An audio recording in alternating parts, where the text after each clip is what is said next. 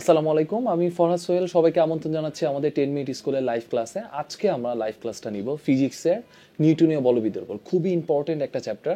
তো এখন যারা লাইভ ক্লাসে অংশগ্রহণ করছো আমাদের সাথে, তারা বেশি বেশি তোমাদের ফ্রেন্ডকে জানিয়ে দাও, এই জন্য শেয়ার করে ফেলো আমাদের এই ক্লাসটি।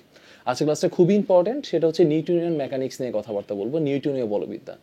ফিজিক্সের কয়েকটা ফান্ডামেন্টাল পোর্শনের মধ্যে অবশ্যই নিউটনীয় বলবিদ্যাটা আসে, কারণ ফোর্স এমন কোনো জায়গা নাই যেখানে ফোর্সের যে ব্যাপারটা অ্যাপ্লাই হচ্ছে না। তো নিউটনীয় বলবিদ্যা নিয়ে যখন আমরা পড়বো, এই চ্যাপ্টারের কয়েকটা ইম্পর্টেন্ট টপিকগুলো আমার এই ক্লাসটাতে আলোচনা করবোই। এখানে হচ্ছে বলের প্রকারভেদ, এছাড়া দেখা যায় বলের মেইন প্রকারভেদ হচ্ছে সাম্য অসাম্য বল, এইসব নিয়ে কিছু কথাবার্তা। এছাড়া ভরবেগের সংরক্ষণশীল সূত্র আছে, আরও কিছু ইম্পর্টেন্ট জিনিস হচ্ছে কৌণিক বলবিদ্যা। এগুলো নিয়ে কথাবার্তা বলবো আমরা।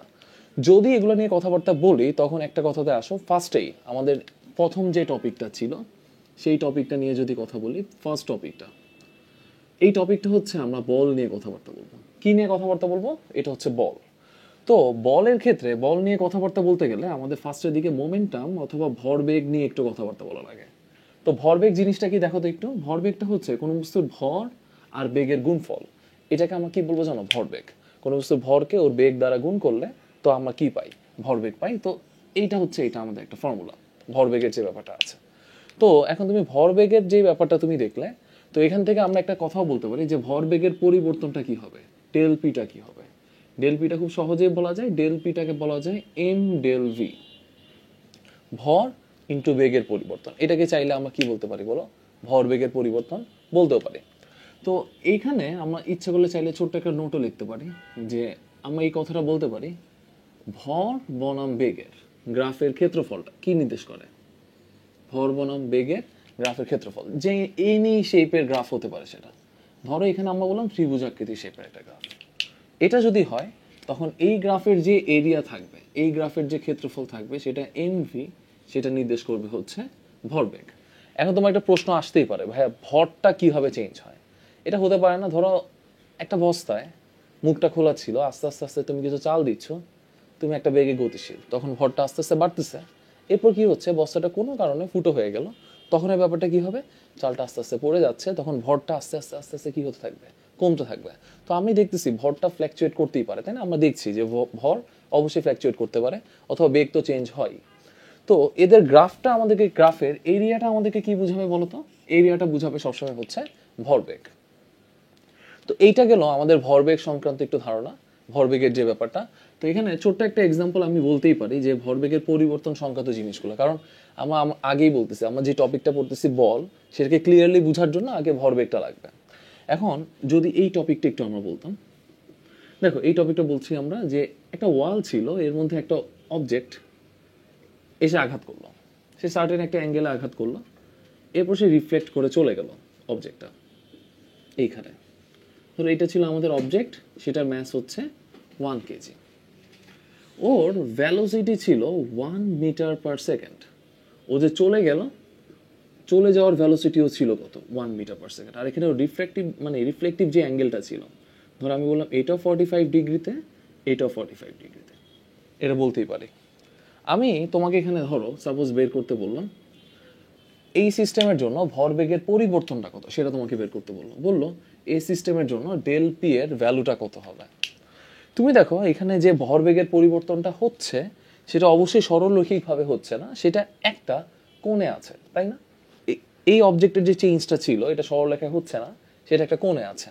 এখন যেহেতু একটা কোণে আছে, সেই ক্ষেত্রে আমরা কি কাজ করব? অবশ্যই দুইটা উপাংশ বরাবর আমরা ওর ভরবেগের পরিবর্তনটা দেখব। আমরা ওর ভরবেগের পরিবর্তনটা দেখব হচ্ছে দুটা উপাংশ বরাবর।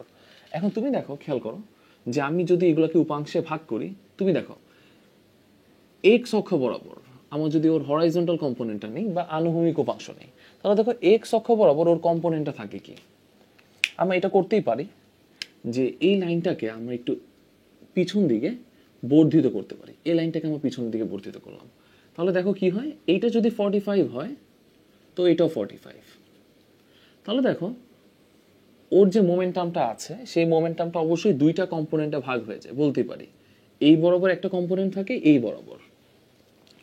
তো এখান থেকে একটা কথা বলা যায়, আমি যদি ওর মোমেন্টামটা বলি, এখানে এম ইউ কাজ করতেছে, পি ওয়ানটা কাজ করতেছে হচ্ছে এম ইউ।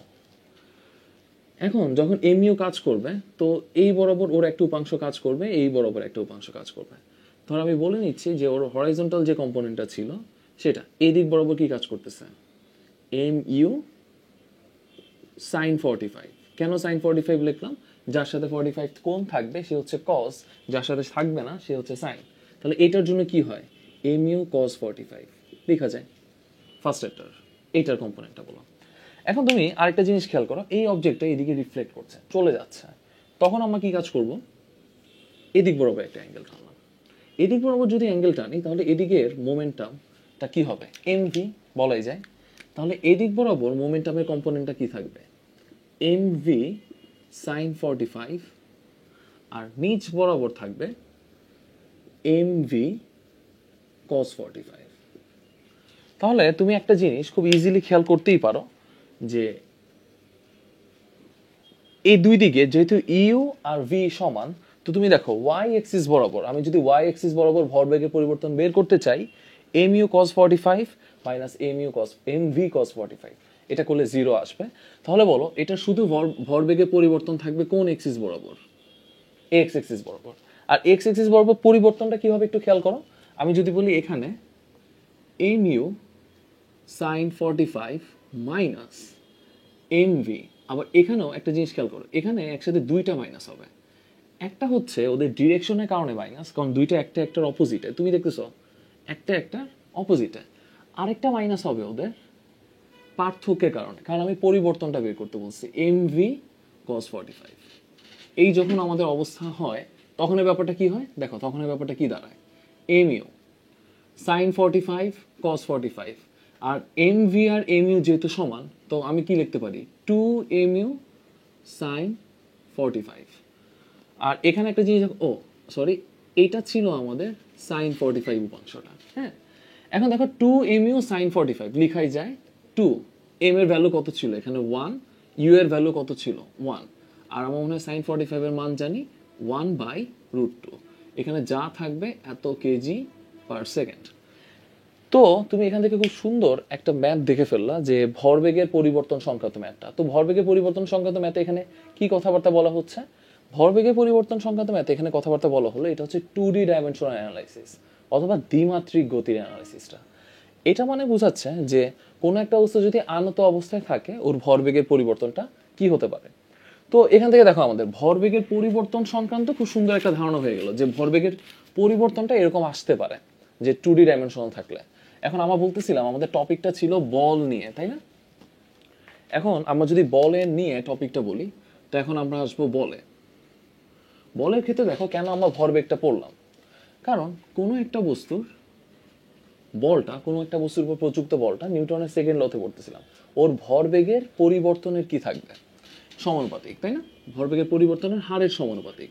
এখন তুমি দেখো আমরা যদি বলি ওর ভরবেগটা হচ্ছে পি, আর হার যেহেতু বললাম আমরা মানে হচ্ছে কি সময়ের সাপেক্ষে, তখন এফ ইজ প্রপোর্শনালটা আমরা কি বলতে পারি, ডিপি বাই ডিটি অথবা ডি ডিটি অফ পি।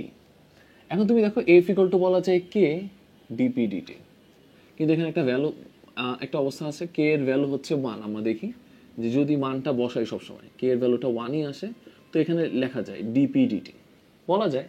এখন দেখো তুমি একটু আগেই পড়লা যে পি মানে হচ্ছে এম ভি, তখন কি বলতে পারি m d v d t. D v d t মানে কি বেগের পরিবর্তনের হার, তো বেগের পরিবর্তনের হারকে আমরা কি বলতে পারি এম এ। তো এক্স্যাক্টলি ফর এনি সিস্টেম, কোনো একটা সিস্টেমের জন্য অ্যাকচুয়ালি একটা বল কাজ করতেছে না, এর মধ্যে অনেকগুলা বল কাজ করতেছে, তখন F equal to M A বললে বলা যে ঠিক হয় না, তখন আমরা কি বলতে পারি বলো, summation of F is equal to M A. মানে একটা সিস্টেমের যদি অনেকগুলা বল কাজ করে তখন আমরা এফ নিব না, আমরা নিব হচ্ছে summation of F is equal M A, এই একটা কথা বলা যায়। তো এটা তোমাকে কি দিল, একটা বলের প্রাথমিক ধারণা দিল যে বলের এই জিনিসগুলো আমরা একটু দেখতে পারি। এটা ছিল বলের সমীকরণ সংক্রান্ত জিনিস। এখন আমরা একটা জিনিস একটু খেয়াল করবো, উপরে এই জিনিসটা একটু মুছে দেই। এই জিনিসটা যদি খেয়াল করি কয়েকটা নোট আমরা একটু দেখতে পারি যেগুলো একটু লাগবে আমাদের। এফ ইকুয়াল টু আমরা বলতে পারি m A, f equal to বলতে পারি এম ডিভি ডিটি, আর দেখো যদি সরণটা বসাই আমি ডিডিটি স্কোয়ার এস, মানে টাইমের রেসপেক্টে আমি যদি বলি সরণের, সময়ের রেসপেক্টে সরণে দ্বিতীয় অন্তরক এবং ভরের গুণফলটা বলের সমান। তো এভাবে বলতেই পারো এগুলো হচ্ছে ক্যালকুলাস ফরম্যাটটা, আমি একসাথে লিখতে পারি। এটা হচ্ছে ক্যালকুলাস ফরম্যাট, তুমি একসাথে লিখতে পারো চাইলে। তো এগুলো কখন ইউজ করবো? যখন আমাদের একটা ফাংশন দেওয়া থাকবে, স্মরণের বলের এরকম ফাংশন দেওয়া থাকবে, তখন তুমি এগুলো খুব ইজিলি ইউজ করতে পারো। যেহেতু এটা দেখালাম, তো এরকম একটা ম্যাথ দেখাতে পারি। ধরো আমি বললাম 1 কেজি ভরের বস্তুর, 1 কেজি ভরের একটা বস্তু ছিল, বস্তু এস হচ্ছে 3t³ 4t² 2t+2 হলে 1 সেকেন্ড ধরে এর উপর কত বল ক্রিয়া করে। মানে আমি ওর অ্যাপ্লাইড ফোর্সটা বের করতে বললাম, কি পরিমাণ ফোর্স অ্যাপ্লাই করতেছে ওর উপর। এখন তুমি একটা জিনিস খেয়াল করো, এখানে তোমাকে স্ট্রেটলি কোনো ভ্যালু বলে দেয় নাই, তোমাকে একটা ফাংশন বলে দিছে, তাই না? কোনো ভ্যালু কিন্তু বলে দেয় নাই আমাদেরকে। তখন আমরা কি করবো? অবশ্যই ক্যালকুলাসের সাহায্যটা নিব। তোমাকে ডিসপ্লেসমেন্ট বলছে, সরণ, সেখান থেকে অবশ্যই তুমি কার ভ্যালুটা বের করবা বলো? বেগ, এরপর তুমি ত্বরণ, এরপর just F is equal to M A. তো এখান থেকে আমরা একটা ইজিলি একটা কাজ করতে পারি। ভি ইকুয়াল টু কি লিখতে পারি বলো? D s d t. তো এখান থেকে লেখা যায় ডি ডিটি অফ এস মানে হচ্ছে 3t³ 4t² 2t+2 বলা যায়। জাস্ট ডিফারেন্সিয়েট করে এটাকে, তখন কি আসবে? 9t² 8t+2। কিন্তু ভ্যালোসিটি, কিন্তু ফোর্সের জন্য তো আমাদের ভ্যালোসিটি লাগতেছে না, ফোর্সের জন্য আমাদের লাগছে হচ্ছে এক্সেলারেশন। এ ইকুয়াল টু কি হবে বলেন? D v d t. এটাকে যদি ডিফারেন্সিয়েট করেন তখন কি আসবে? 18t+8। কিন্তু আমাদের এক্সেলারেশন লাগবে কয় সেকেন্ড পর বলো? বললো 1 সেকেন্ড পর। এখানে 1 বসায় দাও। তুমি যদি এখানে 1 বসায় দাও, তখন তুমি কি দেখবো বলো তো? 1 বসায় দেওয়ার পর আমরা দেখতেছি 18+8 মানে 26 মিটার পার সেকেন্ড স্কোয়ার। এটা ছিল এক্সেলারেশন। কিন্তু আমাদের বের করতে বলছে কি বলো? আমাদের বের করতে বললো force, f is equal to M a. M কত ছিল এখানে? 1 কেজি, আর এর ভ্যালু হচ্ছে 26। তখন কি আসবে? 26 নিউটন। এইটা ছিল আমাদের বলের পরিমাপটা। কখন এটা আমরা অ্যাপ্লাই করবো বলতো?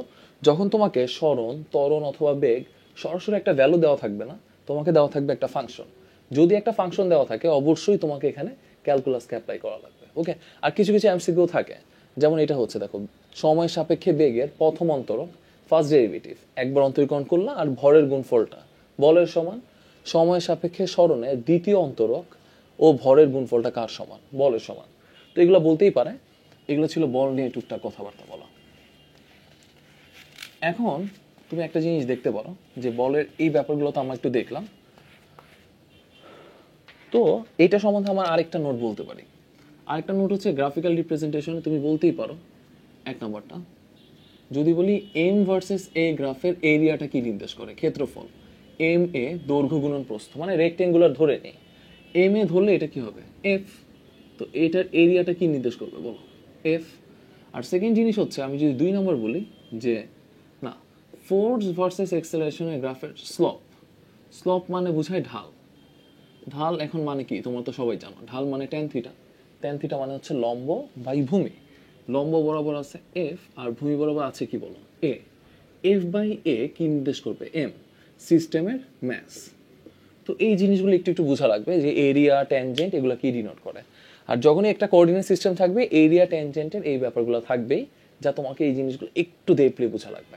ওকে, ওকে, ফাইন। আমরা এই জিনিসটা একটু করতেই পারি। এখন একটা জিনিস একটু খেয়াল করো, এটা ছিল আমাদের গ্রাফিক্যাল রিপ্রেজেন্টেশন, ছিল ফোর্স দিয়ে। ফোর্সের এই ব্যাপারগুলো গেল একটু আমাদের।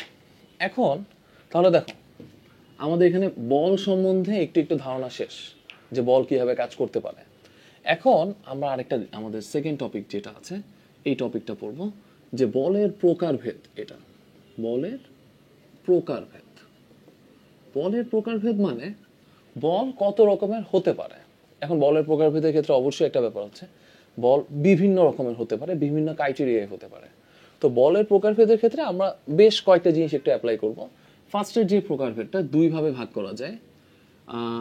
একটা ভাবে ভাগ করা যায়, আমরা এটা বলতে পারি স্পর্শ বল, আরেকটা হচ্ছে অস্পর্শ বল। এটা হচ্ছে বলের একটা ক্রাইটেরিয়া, স্পর্শ বল, আরেকটা হচ্ছে অস্পর্শ বল। আর বলের আরেকটা ক্রাইটেরিয়া হচ্ছে কি জানো? সাম্য বল, আরেকটা হচ্ছে অসাম্য বল। তো এই টপিকটাতে এক্স্যাক্টলি আমরা বলের বিভিন্ন অংশগুলো নিয়ে কাজ করব, বলের বিভিন্ন প্রকারভেদ নিয়ে কাজ করব। তো এই নেটওয়ার্কগুলো, এই নেটওয়ার্ক মানে হচ্ছে যেমন স্পর্শ অস্পর্শ বল, সাম্য বল অসাম্য বল নিয়ে বললেই মোটামুটি ফোর্স সম্বন্ধে আমাদের ধারণা একদম ক্লিয়ার হয়ে যায়। আর ফোর্সের মধ্যে ইন্টারনাল সকল টপিকগুলো এগুলোর মধ্যেই থাকে। এখন দেখো স্পর্শ বল, যেই বলের জন্য স্পর্শ করা দরকারই হয়। আমি মার্কারটাকে ধরে আছি, স্পর্শ করা অবশ্যই দরকার, কিন্তু এটা যদি দুটো চুম্বক হতো একটা একটাকে বিকর্ষণ করতেছে, অবশ্যই ওরা স্পর্শের কারণে করতো না, একটা দূরে থেকে করতো, তাই না? তড়িৎ বল, চুম্বক বল, এগুলো হচ্ছে অস্পর্শ বল। আর সাম্য বল মানে কি? আমি মার্কারটাকে দুই দিকে টানতেছি, তো কি হচ্ছে বলো? মার্কারটা স্টেবল, কোনো এক্সেলারেশন নাই, তখন কি হবে? সাম্য বল। কিন্তু আমি এদিকে টানতেছি, তুমি আবার এদিকে ঠেলতেছো, নিট সে সামনে যাচ্ছে, মানে তুমি দুইটা বল অ্যাপ্লাই করতেছো, কিন্তু যে কোনো একটা বলে ওরা স্মরণ হচ্ছে। তো এখান থেকে সাম্য বলের আর অসাম্য বল নিয়ে একটু পরে পড়তেছি আমরা আগে ফার্স্টে পড়বো হচ্ছে স্পর্শ বল নিয়ে। এখন স্পর্শ বলের অবশ্যই এখানে আমরা যে টপিকটা পড়বো, এখন বলের প্রকারভেদ নিয়ে একটু একটু পড়া হলো, আমাদের সাম্য বল অসাম্য বল নিয়ে একটু ধারণা পড়লাম। এখন আমাদের এর যে পরের টপিকটা সেটা নিয়ে একটু পড়বো, সেটা হচ্ছে কি বলো, স্পর্শ বল, এই টপিকটা। এখন এই টপিকের ক্ষেত্রে, স্পর্শ বলের ক্ষেত্রে এটাকে বলে কন্ট্যাক্ট ফোর্স বলে। তো স্পর্শ বল হচ্ছে কন্ট্যাক্ট ফোর্স, মানে যে ফোর্সটা কন্ট্যাক্টে কাজ করে। এখন দেখো আমি ধরো দুইটা হাত চাপতেছি, ওদের স্পর্শ বল কাজ করতেছে মাঝখানে, দুইটা হাতের মাঝখানে কি কাজ করতেছে? ওদের স্পর্শ বল। এখন দেখো কন্ট্যাক্ট ফোর্সের ক্ষেত্রে আমরা যদি দুইটা ডায়াগ্রাম দেখি একদম ক্লিয়ার হয়ে যায় ব্যাপারটা। এখন এটা হতে পারে আমরা একটা সারফেস আঁকলাম, সারফেস আঁকার পর এটা একটা বল, নিচে এটা আরেকটা বল,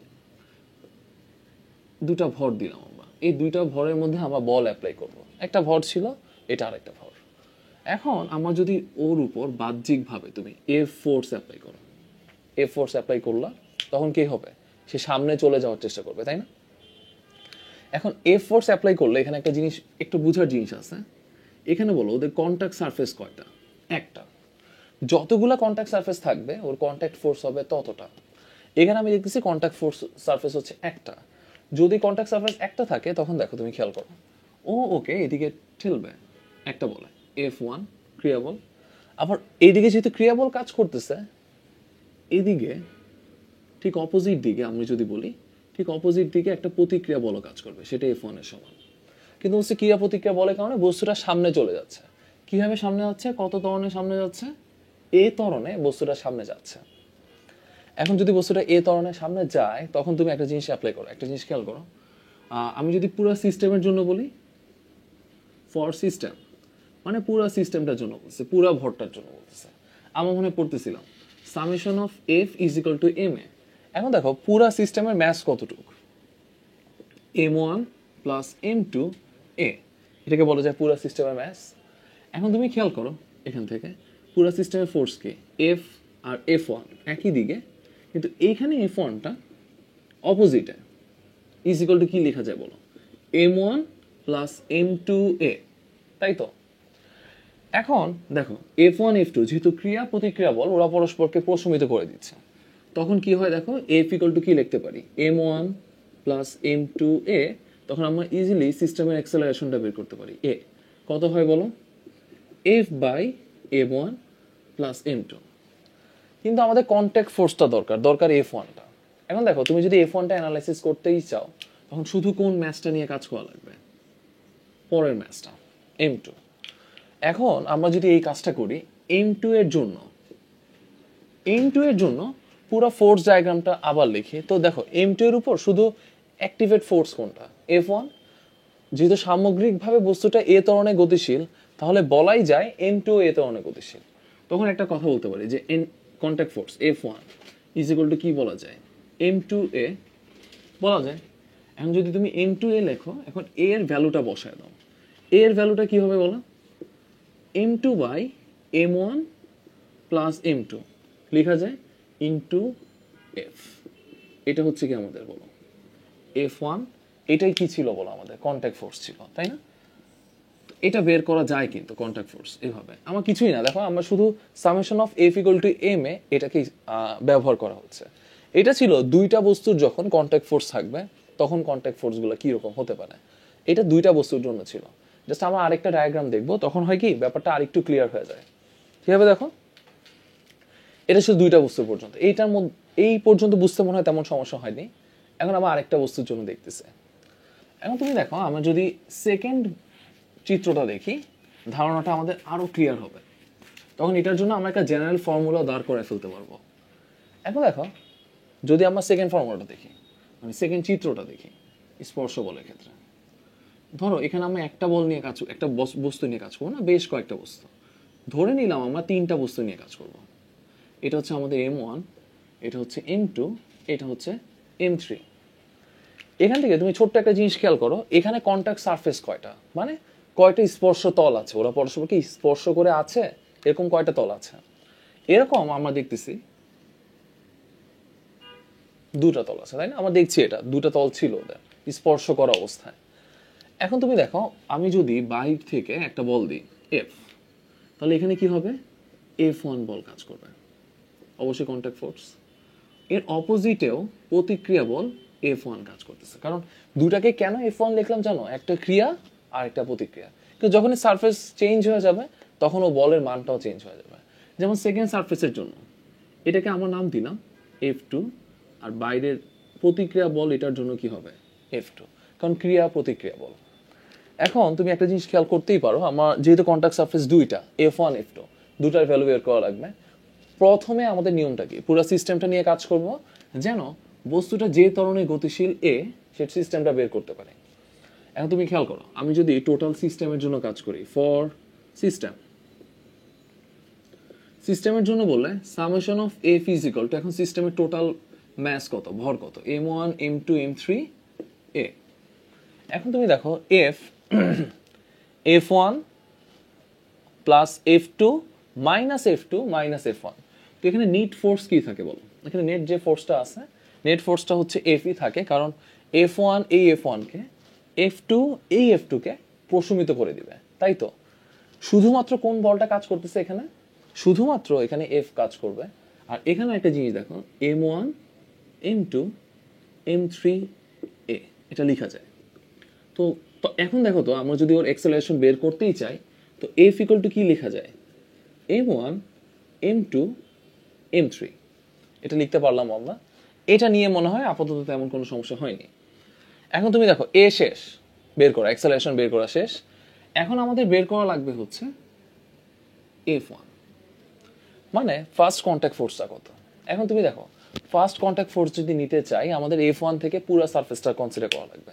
এখন তুমি যদি F1 থেকে পুরো সারফেসটা কনসিডার করো, দেখো এইখান থেকে পুরো সারফেসটা কনসিডার করবো, মানে এখান থেকে যারা আছে তাদেরকে কনসিডার করবো। এদের জন্য দেখো, যদি আমরা সেকেন্ড দুইটা সারফেসের জন্য কনসিডার করি, এখন এদের জন্য F লেখো, F1, কিন্তু দেখো এখানেও F2 আর F3 আছে, কিন্তু এরা পরস্পরকে প্রশমিত করে ফেলছে। আমি যদি সুবিধার জন্য একটু লিখিয়ে দেখো, প্লাস F2 লেখা যায় কিন্তু মাইনাস F2 ইজ ইকুয়াল কি লিখবো, M2 প্লাস M3 এ। তুমি বুঝতেছো ব্যাপারটা, দেখো F2 F2-কে প্রশমিত করে ফেলবে, ইফেক্টিভ ভাবে কাজ করবে কে, F1। তো F1 এর জন্য আমি লিখতে পারি M2 প্লাস M3 এ। এখান থেকে খেয়াল করো তো এ এর ভ্যালু কত, F1 বাই M2, বা এখানে ইচ্ছে করলে আমি একটা চাইলে এর ত্বরণটা বের করতে পারি, কিন্তু ত্বরণ আগেই বের করে ফেলছি আমরা, তাই না? এখানে শুধু ত্বরণের মানটা বসাই দিই আমরা। ত্বরণের মানটা যদি বসায় দাও তুমি, তখন কি দেখবা, F ছিল M1 by M1 plus M2 plus M3, তখন কি হয় উপরে M2 প্লাস M3, নিচে কি লেখা যায়, M1 plus M2 plus M3 into এ। এটা ছিল দেখো আমাদের ফার্স্ট কন্ট্যাক্ট ফোর্স, তাই তো, প্রথম স্পর্শ বল। এইটাকে একটু ব্রেকেট দাও, দেয়া যায়। আর এখানে একটা জিনিস দেখো, আরেকটা কন্ট্যাক্ট ফোর্স কিন্তু বাকি, সেটা হচ্ছে F2। এটা শুধুমাত্র কার উপর কাজ করছে, F3 এর উপর। তখন কি কাজ করা যায়, আমরা জাস্ট পরের অংশটা নিয়ে কাজ করব।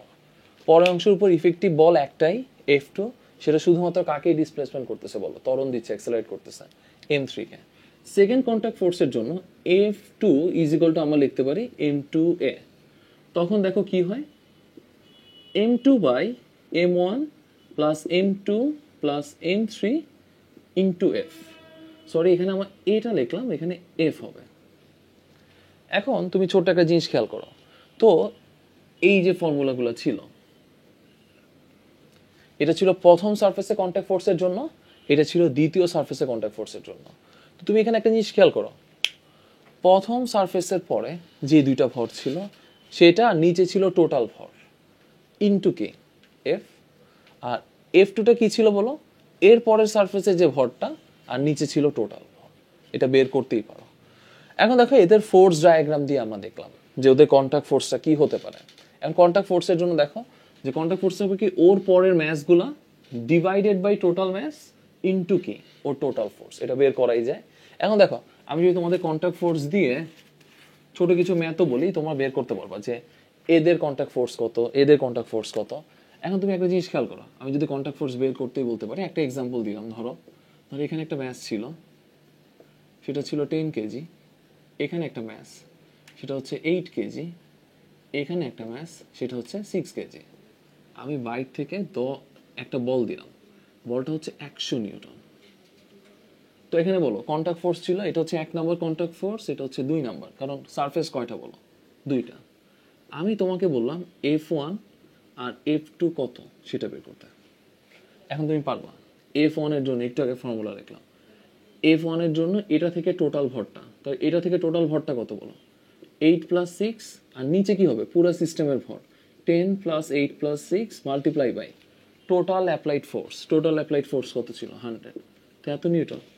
আর এখানে বলো তো F2 এর জন্য কি লিখবা, এই সিস্টেমটার 6 নিচে 10 + 8 + 6 মাল্টিপ্লাই বাই 100 নিউটন। এটা ছিল F1, এটা হচ্ছে F2, ওদের কন্ট্যাক্ট ফোর্সগুলো বের করা শেষ।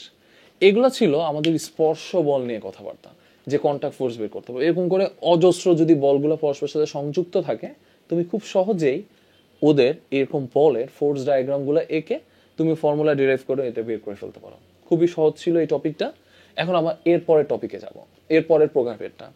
তো একটা ছিল কি স্পর্শ বল নিয়ে, আরেকটা টপিক যদি আমি বলি অস্পর্শ বল, মানে যে বলটা পরস্পর স্পর্শ করতেছে না, অস্পর্শ বলের ক্ষেত্রে।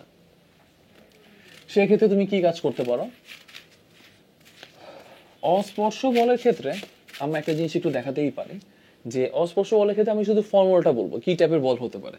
তো মনে ইলেকট্রিক ফোর্স পড়তেছিল Fe = QE, তো অস্পর্শ বলটাকে আমরা এক্স্যাক্টলি বলবো নন কন্ট্যাক্ট ফোর্স, কন্ট্যাক্ট ফোর্স ন। এখন তুমি মানে ইলেকট্রিক ফোর্স পড়তেছিল, তড়িৎ বল Fe = QE, আর অথবা ম্যাগনেটিক ফোর্স QVB, এই সবগুলাই হচ্ছে কি বলেন নন কন্ট্যাক্ট ফোর্স। এগুলো তুমি জানো, এই বলগুলো যদি লাগতেছে আমাদের, তখন কি হচ্ছে না বলেন, পরস্পরের সাথে স্পর্শে যে আসা লাগবে এটা বাধ্যবাধকতা নাই, ওরা স্পর্শে নাও আসতে পারে। তো এখানে দেখো খুব ইজিলি আমরা দুইটা টপিক সম্বন্ধে আলোচনা করে ফেলছি, একটা ছিল স্পর্শ বল আর একটি স্পর্শ বল, অস্পর্শ বল। ওদের মধ্যে পার্থক্যগুলো দেখে ফেললাম কিভাবে কাজ করে। এখন এরপরে আরেকটা টপিক একটু পড়বো আমাদের, এরপরে টপিকটা হবে যে আরেকটা প্রকারভেদ ছিল মনে আছে, সাম্য বল অসাম্য বল। এখনকার আমাদের যে টপিকটা হবে সেটা হচ্ছে কি বলেন সাম্য বল নিয়ে কথাবার্তা। এখন তুমি যদি সাম্য বল নিয়ে পড়তেই চাও, সাম্য বলের একটা ব্যাপার হচ্ছে কি সামেশন অফ F = 0 থাকবে, মানে ওর যে নেট ফোর্স থাকবে তা শূন্য। নেট ফোর্স শূন্য হওয়া মানে কি, ওর এক্সেলারেশন 0 থাকবে, মানে V অলওয়েজ কি থাকবে কনস্ট্যান্ট থাকবে। মানে কোন একটা সিস্টেমের উপর যদি সাম্য বল কাজ করে তখন কি হয়, ওর কোনো ত্বরণ কাজ করতেছে না, আর ওর বেগটা থাকবে কি বেগ জানো, ওর বেগটা হবে সমবেগ। এক্সেলারেশনের যে ব্যাপারটা ছিল এটা একটু বলতে পারি, এই ইনফরমেশনগুলো একটু জেনে রাখা ভালো। আর সাম্য বলের ক্ষেত্রে তাহলে আমি বলতেছি বস্তুটা স্থির অবস্থায় থাকবে। তো সাম্য বলের সবচেয়ে বড় একটা ব্যাপার হচ্ছে কি আমরা যে সুতার টানগুলো দেখবো। আর তাহলে বলো অসাম্য বলের জন্য কি হবে, অসাম্য বল, এটা সাম্য বল ছিল, এখন অসাম্য বলের জন্য আরেকটা কথা বলা যায় অসাম্য বল। অসাম্য বলের জন্য বলা যায় সামেশন অফ F = কি থাকবে m এ, কারণ একটা ওদের একটা এক্সেলারেশন থাকবে। তখন তুমি বুঝতেছো a এর মানও 0 না, আর v কখনোই কনস্ট্যান্ট থাকবে না, সমবেগে থাকবে না, vটা পরিবর্তিত হতে থাকবে, মানে পরিবর্তনশীল থাকবে v। তো এইটা ছিল সাম্য বল আর অসাম্য বলের যে বেসিক ডিফারেন্সটা, একদম মৌলিক পার্থক্যগুলো ছিল এগুলো। এখন আমরা সাম্য বলের কয়েকটা উদাহরণ এগুলো একটু দেখব। তো এখানে দেখো আমরা সাম্য বল অসাম্য বল নিয়ে একটু পড়া হচ্ছে, এখানে একটু দেখা হলো আমাদের। এখন আমরা সাম্যবল অসাম্যবলের কিছু রিয়েল লাইফ অ্যাপ্লিকেশনগুলো দেখব। তো সাম্যবল অসাম্যবলের ক্ষেত্রে সবচেয়ে ভালো একটা উদাহরণ হচ্ছে সুতার টান বের করাটা। এটা অবস্থা একটা ঝুলন্ত বস্তুর জন্য, একটা ঝুলন্ত অবজেক্টের জন্য। ঝুলন্ত বস্তুর জন্য আমরা যদি সুতার টান বের করতে চাই তখন কি কাজটা করব? এখন দেখো, ঝুলন্ত বস্তুর জন্য যখন সুতার টান বের করতে চাইবা তুমি বা দেখবো, তখন এই ব্যাপারটা কি, অবশ্যই টানের কয়েকটা বেসিক কনসেপ্ট একটু জানা লাগবে। তো আমরা জাস্ট কয়েকটা ডায়াগ্রাম ফলো করবো। এখন দেখো, এখানে ফার্স্টে একটা অবজেক্ট এম দেয়া আছে তোমাকে, আর সবসময় মনে রাখবা যে কোনো একটা অবজেক্টের ওয়েট কোথায় কাজ করে, ওজন কোথায় কাজ করে, খাড়া নিচের দিকে কাজ করবে এমজি। আর টানটা কি, ধরো কোনো কিছু ধরে রাখছো তুমি, টান কাজ করতেছে, টান কোথায় কাজ করে জানো? টানের একদম বেসিক কনসেপ্ট হচ্ছে এটা, যেই বিন্দুতে ঝুলে আসছে টান কাজ করবে ঝুলন বিন্দুর দিকে। মানে এই যে টেনশনটা, সুতার টান, এটাকে টেনশন দ্বারা ডিনোট করবো, টি সবসময় কি কাজ করবে? ঝুলন বিন্দুর দিকে। আর যেহেতু সাম্য বল, ওরা পরস্পর কি সমান, এই জন্যই তো ওদের দেখো টি মাইনাস এমজি করো ইকুয়াল টু জিরো, মানে টি আর এমজি পরস্পর সমান। তাহলে সাম্য বলের ক্ষেত্রে আমরা এই ক্ষেত্রে বলতে পারি টান বস্তুর হার সমান, ওজনের সমান। এই ক্ষেত্রে এই কথাটা বলা যায় না? তাহলে বলো, কোনো একটা বস্তুতে, একটা ঝুলন্ত বস্তুতে একটা বস্তু এমনি ঝুলতেছে, ওর টানটা কার সমান হবে? ওজন। তাহলে 1 কেজি ভরে একটা বস্তু ঝুলিয়ে দিলাম, আমি বললাম বলো ওর টান কত, তুমি ইজিলি বলতে পারো 1 × 9.8। তাহলে কত নিউটন হবে? ওর ওজনটা 9.8 নিউটন, তাই না? এইটা একটা ব্যাপার গেল। এটা তো একটা বস্তু ঝুলানোর জন্য ছিল। এখন দেখে তো, যদি অনেকগুলো বস্তু ঝুলতেই থাকে, তাহলে এভাবে বলতে পারি না তুমি একটা জায়গায় ঝুলে আসো, তোমার একটা ফ্রেন্ড তোমার পা ধরে ঝুলে আছে, ওর নিচে আরেকজন ঝুলে আছে, তাহলে কি হইতেছে? একটা বডি ঝুলে আছে নাকি অনেকগুলা বডি, অনেকগুলা কানেক্টিং বডি যদি ঝুলে থাকে, সেই ক্ষেত্রে ব্যাপারটা কি হবে? এটা ছিল আমাদের 1 নম্বর চিত্রটা। এখন যদি 2 নম্বর চিত্রটা দেখাই আমাদের, যে কতগুলো কানেক্টিং বডি ঝুলে আছে, ধরো এটা একটা বডি, একটা বস্তু, এটা একটা বস্তু ঝুলে আছে। তো এই বস্তুটা ছিল M2 আর এই বস্তুটা হচ্ছে M1। তো এই জন্য কি করা লাগবে জানেন? এক্স্যাক্টলি আমাদেরকে এগুলো এখানে ম্যাস অ্যানালাইসিস করা লাগবে, ভরের বিশ্লেষণ। ভরের বিশ্লেষণটা কি? ফার্স্টে আমরা একটা একটা বস্তু নিয়ে কাজ করব, আর ওদের জন্য এক একটা ইকুয়েশন, একটা একটা ফর্মুলা দাঁড় করাবো। এখন দেখো, M1 ভরের বস্তু ছিল, ওর ওজন কোথায় কাজ করতেছে? নিচে, M1G। তো এখন আমাদের ফার্স্টের ক্ষেত্রে আমরা শুধুমাত্র কাকে ধরে নিব জানো? M1। আমরা ধরে নিব M1 ছাড়া আর কেউ নাই। M1 নিচে, M1G। আর এখানে একটা জিনিস বলো, M1 এর জন্য কানেক্টিং পয়েন্ট কোনটা? এটা না? M2 এর এই পয়েন্টে ঝুলে আছে সে, কানেক্টিং পয়েন্ট এইটা। তাহলে টান কোন দিকে কাজ করবে? একটু আগে বলতেছিলাম, ঝুলন বিন্দুর দিকে। তাহলে T1 উপরে কাজ করবে। এখন M1 তো কোনো মুভ করে নাই, তাই না? তাহলে ওর টান সমান। তাহলে এই অংশে টান T1 এর মান আমরা ইজিলি লিখতে পারি M1G। এটা লেখা যায়। এখন তুমি আরেকটা জিনিস খেয়াল করো, M2 বস্তুর জন্য আসবো। এখন আর M1 কে আমরা কনসিডার করবো না। এখন M2 এর জন্য ওর বলগুলা বের করো। M2 এর ওজন কোথায় কাজ করে? M2G নিচে।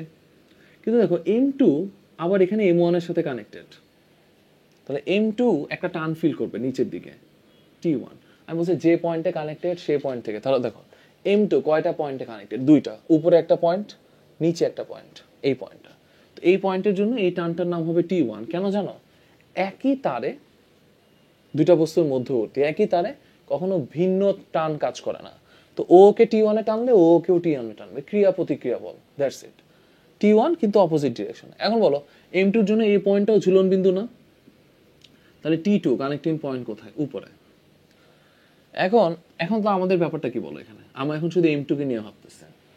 এইটা যখন অবস্থা T2 উপরে, আর T2 এর সমান বলকে M2G আর T1 ওকে নিচে ব্যালেন্স করতেছে, তখন আমি ইচ্ছে করলে লিখতে পারি কি, T2 ইকুয়াল টু লেখা যায় কি, M2G প্লাস কি T1। এখানে চাইলে তুমি T1 এর মানটা বসাইতেই পারো, M2G প্লাস কি M1G, না বসাইলেও হয়, তো তুমি লিখতে পারো। এটা ছিল যদি দুইটা বস্তু থাকে।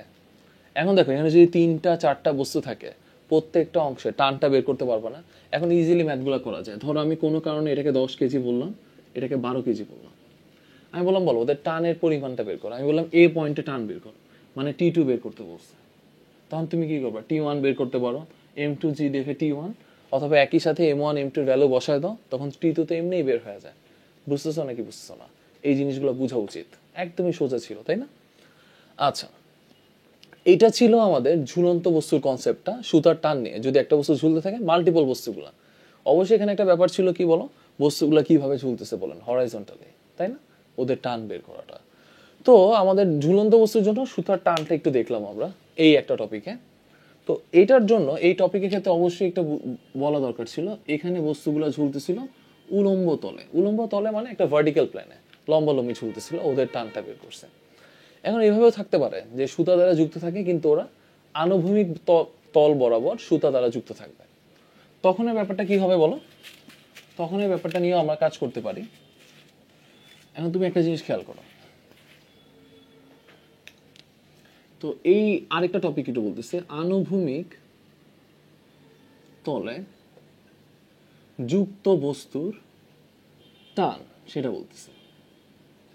আনুভূমিক তলে বস্তুগুলো যদি যুক্ত থাকে ওদের ক্ষেত্রে টান কিভাবে কাজ করে সেই জিনিসগুলো একটু দেখবো। তো আনুভূমিক তলে যুক্ত বস্তুর টানের ক্ষেত্রে দেখো, খেয়াল করো, ফার্স্টের ক্ষেত্রে আমরা সবাই বলি এটার জন্য আগে চিত্রগুলো আঁকাটা ইম্পর্টেন্ট। তো আমি বলতেছি এখানে একটা বস্তু আছে, আমাদের তলটা একটু বাঁকা হয়ে গেছে, আমার তলটা একটু স্ট্রেটলি আঁকতেছে। তুমি খেয়াল করো, এখানে একটা বস্তু, এখানে আরেকটা বস্তু ছিল, ওদের তো আমার নাম দিতেই পারি, একটা হচ্ছে M1 আর একটা হচ্ছে কি বলো M2। কিন্তু এখানে সবচেয়ে ইম্পর্টেন্ট ব্যাপার কি জানো, ইম্পর্টেন্ট ব্যাপার হচ্ছে ওরা কানেক্টেড, ওরা পরস্পরের সাথে যুক্ত। এখন তুমি বাহিরের দিকে এফ বল প্রয়োগ করতেছো, তোরা এফ বলে যাচ্ছে সামনে, আর এখানে আমি বলতেছি না সাম্য বল, এখানে হচ্ছে ওরা গতিশীল। তাহলে যদি গতিশীল থাকে অবশ্যই এদিক বরাবর কি কাজ করবে, ত্বরণ কাজ করবে। এখন একটু আগে বলতেছিলাম বলো ওদের মধ্যবর্তী টান কত। এখন আমরা যদি ওদের মধ্যবর্তী টানটা বের করতে চাই, তুমি তখন এখানে একটা জিনিস খুব সুন্দর করে বোঝা লাগবে, যে এখানে ওরা একটা কানেক্টিং বডি আছে, আর যে কোনো সময়ে ফোর্সের যে কোনো অ্যানালাইসিসের সময় তুমি ভর ধরে ধরে অঙ্ক করবা। ভর ধরে অঙ্ক করা মানে আগে তুমি M1 এর জন্য ইকুয়েশন লিখবা, এরপর M2 এর জন্য। আর একটু শর্টকাটলি বলা যায়, যতগুলা ম্যাথ থাকে ততগুলো ইকুয়েশন বের হয়ে যায়। এখন দেখো, আমরা যদি ভর ধরে অঙ্ক করতে চাই, এখন আমরা ফার্স্টে M1 ভরটাকে দেখবো। এখন তুমি যদি M1 ভরটাকে দেখো, এফ এদিকে কাজ করতেছে, ওর কানেক্টিং পয়েন্ট এইটা, ওর কারণে টান অপোজিটে কাজ করতেছে টি। এখন দেখো তাও M1 বস্তুটা সামনের দিকে চলে যাচ্ছে এ ধরনের, তাহলে M1 এর জন্য আমি যদি ওর নেট ফোর্স M1A বলি, এটা কার সমান, এফ মাইনাস টি এর সমান, এটা বলা যায়। এটা এক নম্বর ইকুয়েশন আসলো। এখন না আমরা M2 বস্তুর জন্য দেখবো। আর এখানে একটা জিনিস, ওজন কাজ করবে না আনুভূমিক তলে, নিচে ওজন আর প্রতিক্রিয়া বল পরস্পরকে কি করে দিচ্ছে, নিষ্ক্রিয় করে দিচ্ছে। এখানে তুমি আরেকটা জিনিস দেখতে পারো, আমি যদি M2 বস্তুর জন্য নেই, M2 বস্তুর জন্য দেখো ওর কানেক্টিং পয়েন্ট এখানে টি, আর ও এ ত্বরণে যাচ্ছে, ওর উপর কিন্তু সরাসরি ফোর্স অ্যাপ্লাই হয় নাই, টানের কারণে সে সামনে যাচ্ছে। পিছনে কোনো ফোর্স আছে নাই, কারণ পিছনে কোনো কানেক্টিং বডি নাই ওর। তখন কি লিখতে পারি, M2A ইজ ইকুয়াল টু আমরা কি লিখতে পারি, টি। এটা ছিল এক নম্বর ইকুয়েশন, এটা হচ্ছে আমাদের 2 নম্বর ইকুয়েশন। এখন যদি আমরা 1+2 করি তখন কি হবে বলো, 1+2 করলে তুমি এখান থেকে একটা জিনিস দেখতেছো, M1 plus M2 a common now is equal to কি লেখা যায়, এফ। তো এফ লেখা যায়, তো এখান থেকে তুমি ইচ্ছা করলে চাইলেই এ এর ভ্যালুটা বের করে ফেলতে পারো। এ কি হবে, F by M1 plus M2। এখন আমরা কি কাজ করবো জানো, এখন 2 নম্বর ইকুয়েশনে এ এর ভ্যালুটা বসাই দিব। যদি 2 হতে 2 নম্বর ইকুয়েশনে এর ভ্যালুটা বসাই দিই, টি ইকুয়াল টু হবে কি বলো, M2 by M1 plus M2 into F. তো এখান থেকে আমরা কি বের করতে পারি, টান। তো এইভাবে দেখেন খুব সহজেই একটা বস্তু টু বস্তু তুমি অ্যানালাইসিস করে ওদের মধ্যবর্তী টানগুলো বের করে ফেলতে পারো। এগুলো সহজ ছিল কিন্তু, একদমই সহজ। তো এটা একটা চিত্রের জন্য আমরা দেখলাম, এই জিনিসগুলো আমরা আরো বেশ কয়েকটা চিত্রের জন্য দেখলে ব্যাপারটা আরেকটু ইন্টারেস্টিং লাগবে আমাদের। হ্যাঁ, আমরা একটু দেখবো এটা। টান বের করা শেষ, আমরা যদি এখন আরেকটা ডায়াগ্রাম আঁকি তখন কি হবে। আরেকটা ডায়াগ্রাম আঁকার জন্য আমি সবকিছুই মুছে দিলাম, যেন এইটা তোমার একটু প্র্যাকটিস করো আমার সাথে সাথে। তো 2 নম্বর চিত্রের জন্য আমি এভাবে বলতে পারি, এখানে একটা অবজেক্ট আছে M1, এখানে একটা অবজেক্ট আছে M2, এখানে একটা অবজেক্ট আছে সেটা হচ্ছে কি বলো, M3। তো আমি বলতে পারি, ধর নাম দিলাম, এটা হচ্ছে M1, এটা হচ্ছে M2, এটা হচ্ছে কি বলো M3। এখন ইম্পর্টেন্ট ব্যাপার হচ্ছে ওরা কানেক্টেড পরস্পরের সাথে, সিমিলারলি সেম আগের মতো। এখন ব্যাপারটা কি হবে বলো, তোমাকে জাস্ট বলো এখানে কয়টা ম্যাচ ছিল, 3টা। তো এখানে কাজটা কি হবে বলো, কয়টা ইকুয়েশন পাবো আমরা? 3টে ইকুয়েশন পাবো।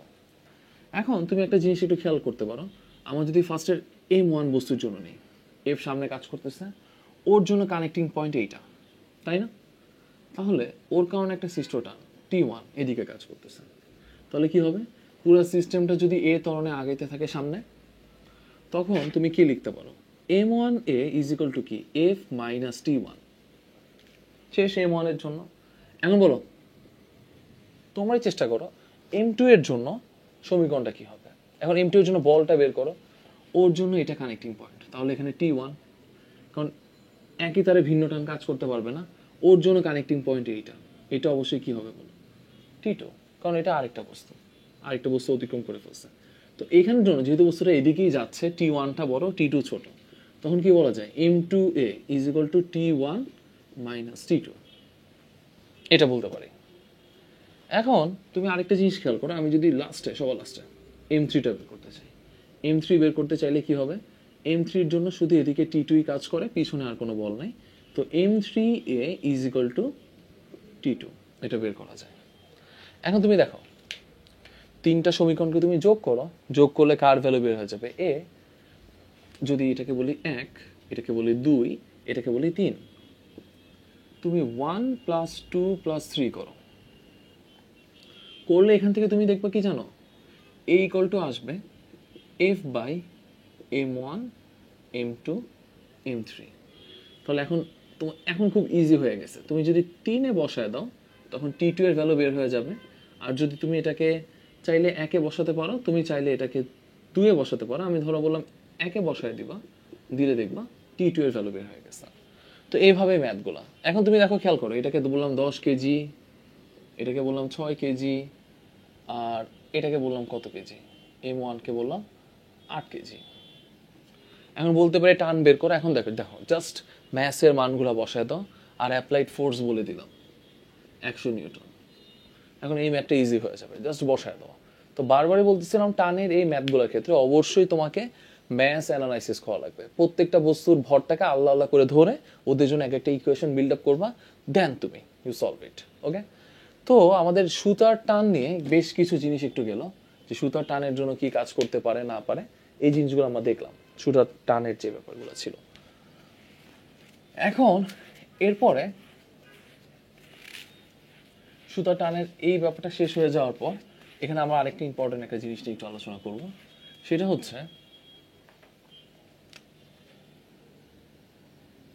ঘূর্ণনশীল বস্তু।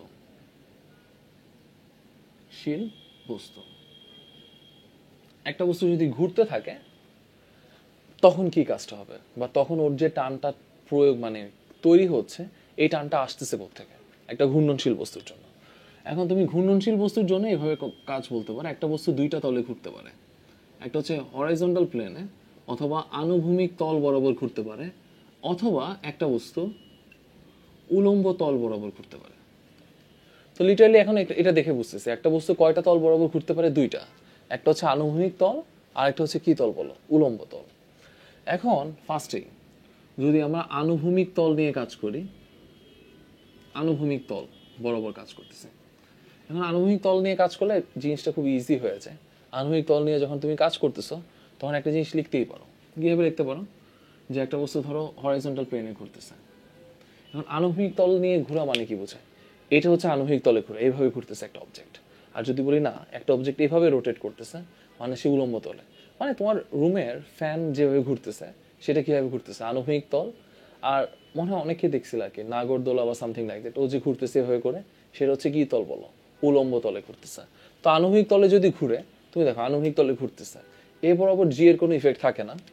তো একটা অবজেক্ট যদি, আমি বললাম এখানে এম ভরের একটা অবজেক্ট ঘুরতেছে ভি ভেলোসিটিতে, তখন ওর যে টানটা কাজ হচ্ছে, এখানে যে সেন্ট্রিফিউগাল ফোর্সটা তৈরি হচ্ছে, কেন তৈরি হচ্ছে জানো? টানের কারণে। কেন বলো? কানেক্টিং পয়েন্টে এখানে। তো টান সবসময় কাজ করে কিভাবে বলো? কানেক্টিং পয়েন্টের দিকে। তখন আমি এখানে একটা কথা বলতেই পারি, ওর যে টান ছিল টি, সেটা ওর এফসি এর সমান, কেন্দ্রমুখী বলটা যোগান দিচ্ছে, কেন্দ্রমুখী বলটাকে তৈরি করছে। তো টি ইকুয়াল টু কি বলা যায় বলো? এফসি ইকুয়াল টু কি বলা যায় তখন? এম ভি স্কোয়ার বাই আর। তো এখান থেকে টি ইকুয়াল টু আসে কি বলো? এম ভি স্কোয়ার বাই আর। তাহলে একটা বস্তু যদি আনুভূমিক তলে ঘুরে ওর টানটা হবে কি বলো, ওর কেন্দ্রমুখী বলে সমান।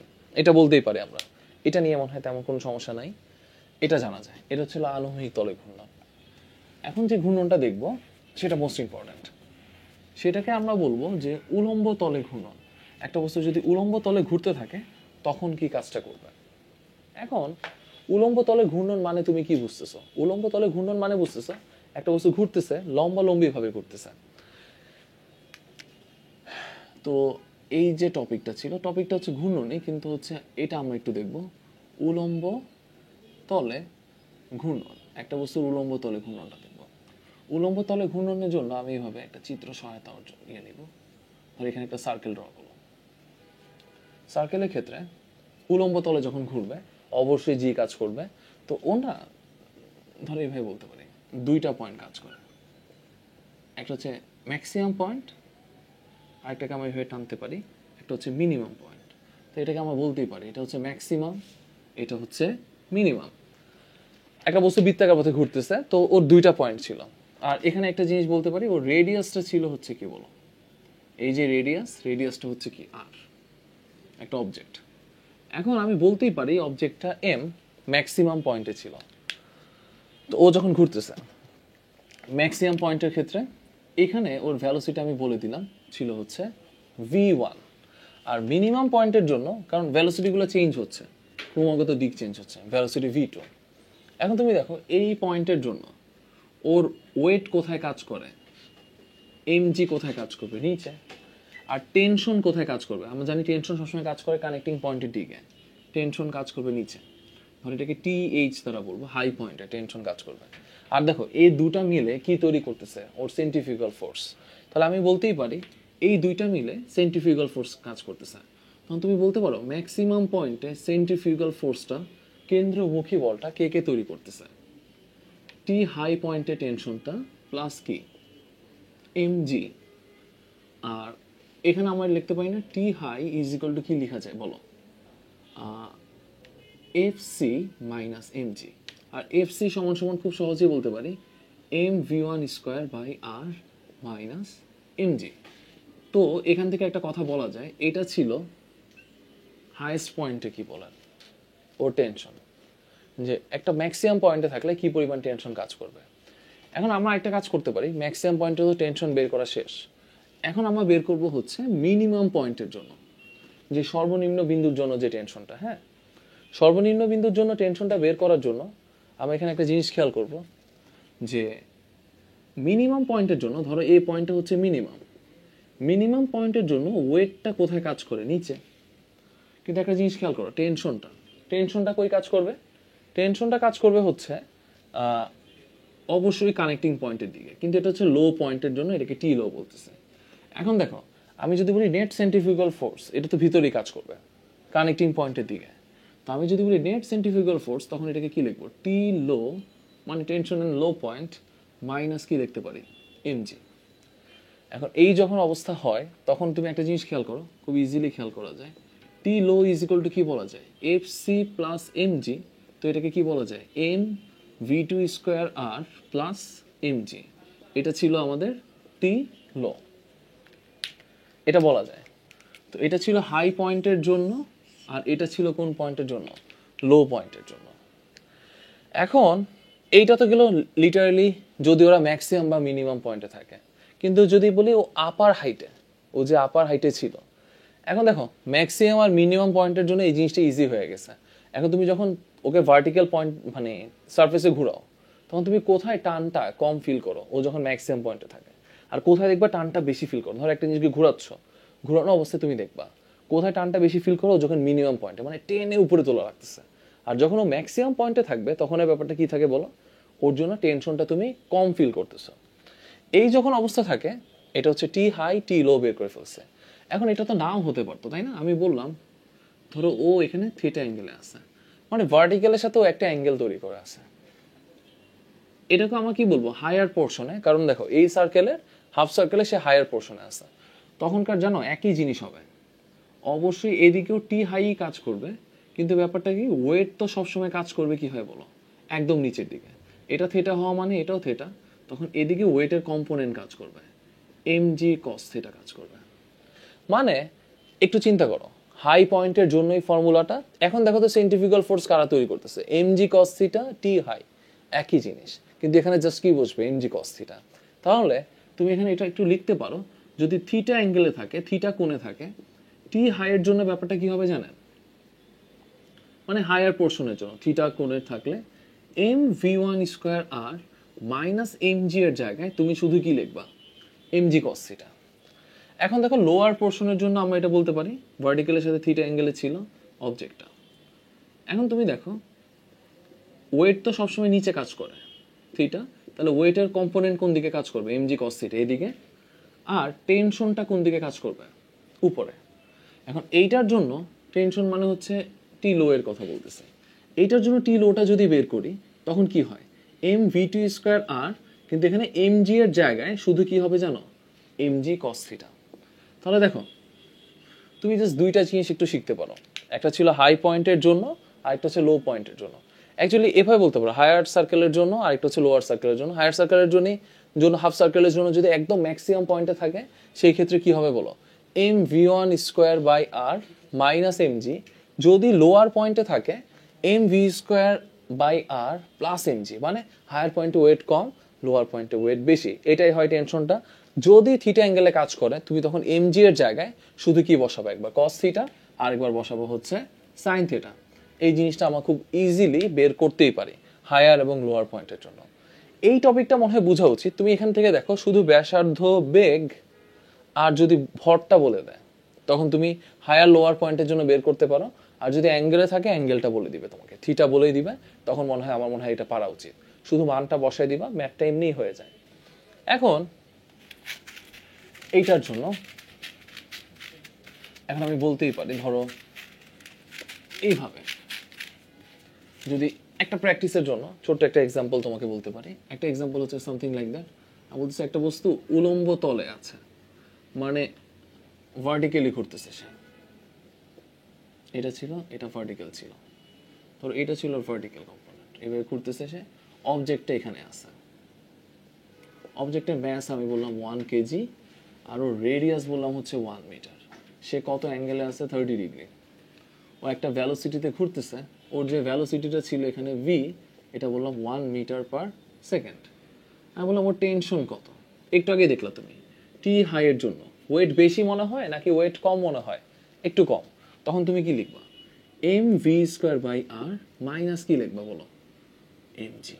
একটা কাজ করতে পারে, আমি ভিটাকে একটু বাড়াই লিখি, 10 লিখি, লিখলে ভালো, টান টান করে থাকবে, ভ্যালুটা বেশি আসবে, মাইনাস এম জি লিখাই যায়। কিন্তু এখানে একটা কথা, সে তো অ্যাঙ্গেলে ছিল, তাহলে কি লিখবা, এম জি কস থিটা। এইটা হচ্ছে হাইস্ট পয়েন্টের জন্য, এটা বের করলো তোমরা, তো এটা বের করাই যায়, এখানে জাস্ট ভ্যালুটা বসাই দিবা, দ্যাটস অল, আর কিছু না। তো এই টপিকটা মনে হয় আমাদের মোটামুটি পারা গেল, এটা লেখা যায় এই টপিকটা। তো একটা বস্তুতে যে টানের যে ব্যাপারগুলো, টানের যেই টপিকগুলো, এগুলো একটু দেখলাম আমরা, এগুলো নিয়ে মনে হয় তেমন কোনো সমস্যা নাই, সুতার টান এটা মোটামুটি আমাদের পড়া হলো।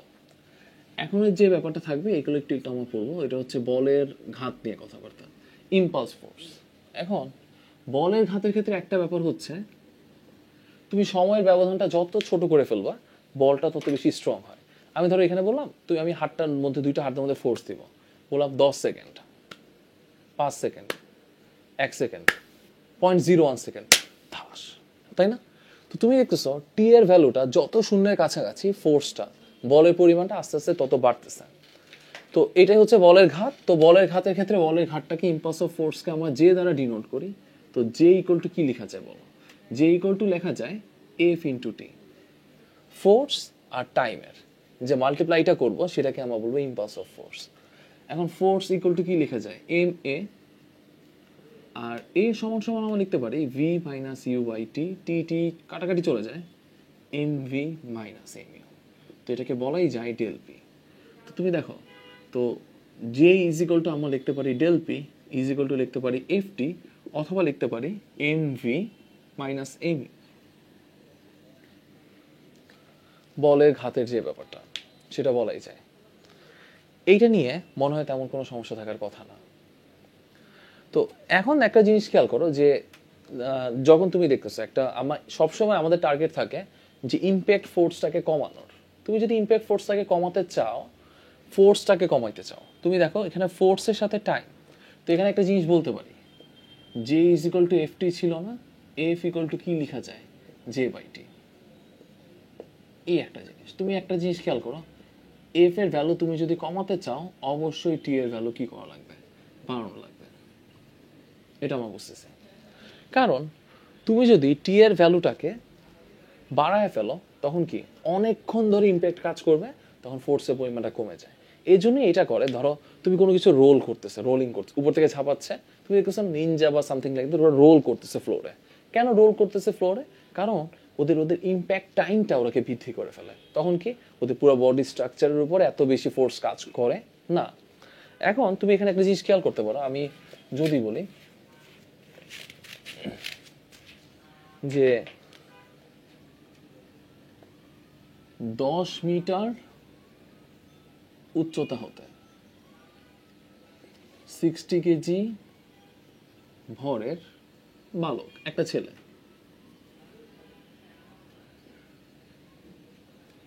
মেঝেতে পড়লে কত বল অনুভব করবে, এটা বলতে পারি। আর এখানে একটা জিনিস ছিল,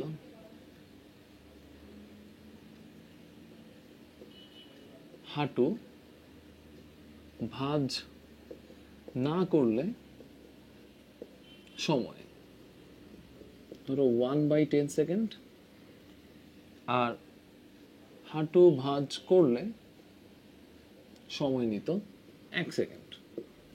মানে তুমি এভাবে একটা জিনিস দেখো, আমরা যখনই পড়তেছি কোনো কিছুতে, আমাদের এলবোটা সোজা থাকতেছে না, আমরা একটু ভাঁজ করে পড়তেছি। কেন পড়তেছি? যখন তুমি ভাঁজ করতেছো হাঁটুটা, তখন তুমি একটা টাইম নিচ্ছ, যে একটা টাইম দিচ্ছ ফ্লোরকে, তো তখন কি হয়, ইম্প্যাক্ট ফোর্সটা কমে যায়। কিভাবে কমে এটা একটু দেখবো আমরা। তো আমরা এখানে একটা লিখতে পারি, F T is equal to M V minus U. আর এখানে একটা সবচেয়ে বড় ব্যাপার হচ্ছে ভি কি ইকুয়াল টু কি হবে, v square equal to u square plus 2gh। এখন দেখো ইউ তো 0 ছিল, 2g এর ভ্যালু হচ্ছে 9.8, h ছিল 10 মিটার থেকে পড়লো, তো এখান থেকে ইজিলি আমরা ভি এর ভ্যালুটা বের করে ফেলতে পারি। আর ইউ তো 0। এখন তুমি দেখো এফ ইজ ইকুয়াল টু কি লেখা যায়, literally F T by T. এখন ফার্স্ট কন্ডিশনে হাঁটু না ভাঁজ করা অবস্থায়, একটু সংক্ষেপে লিখলাম, হাঁটু না ভাঁজ।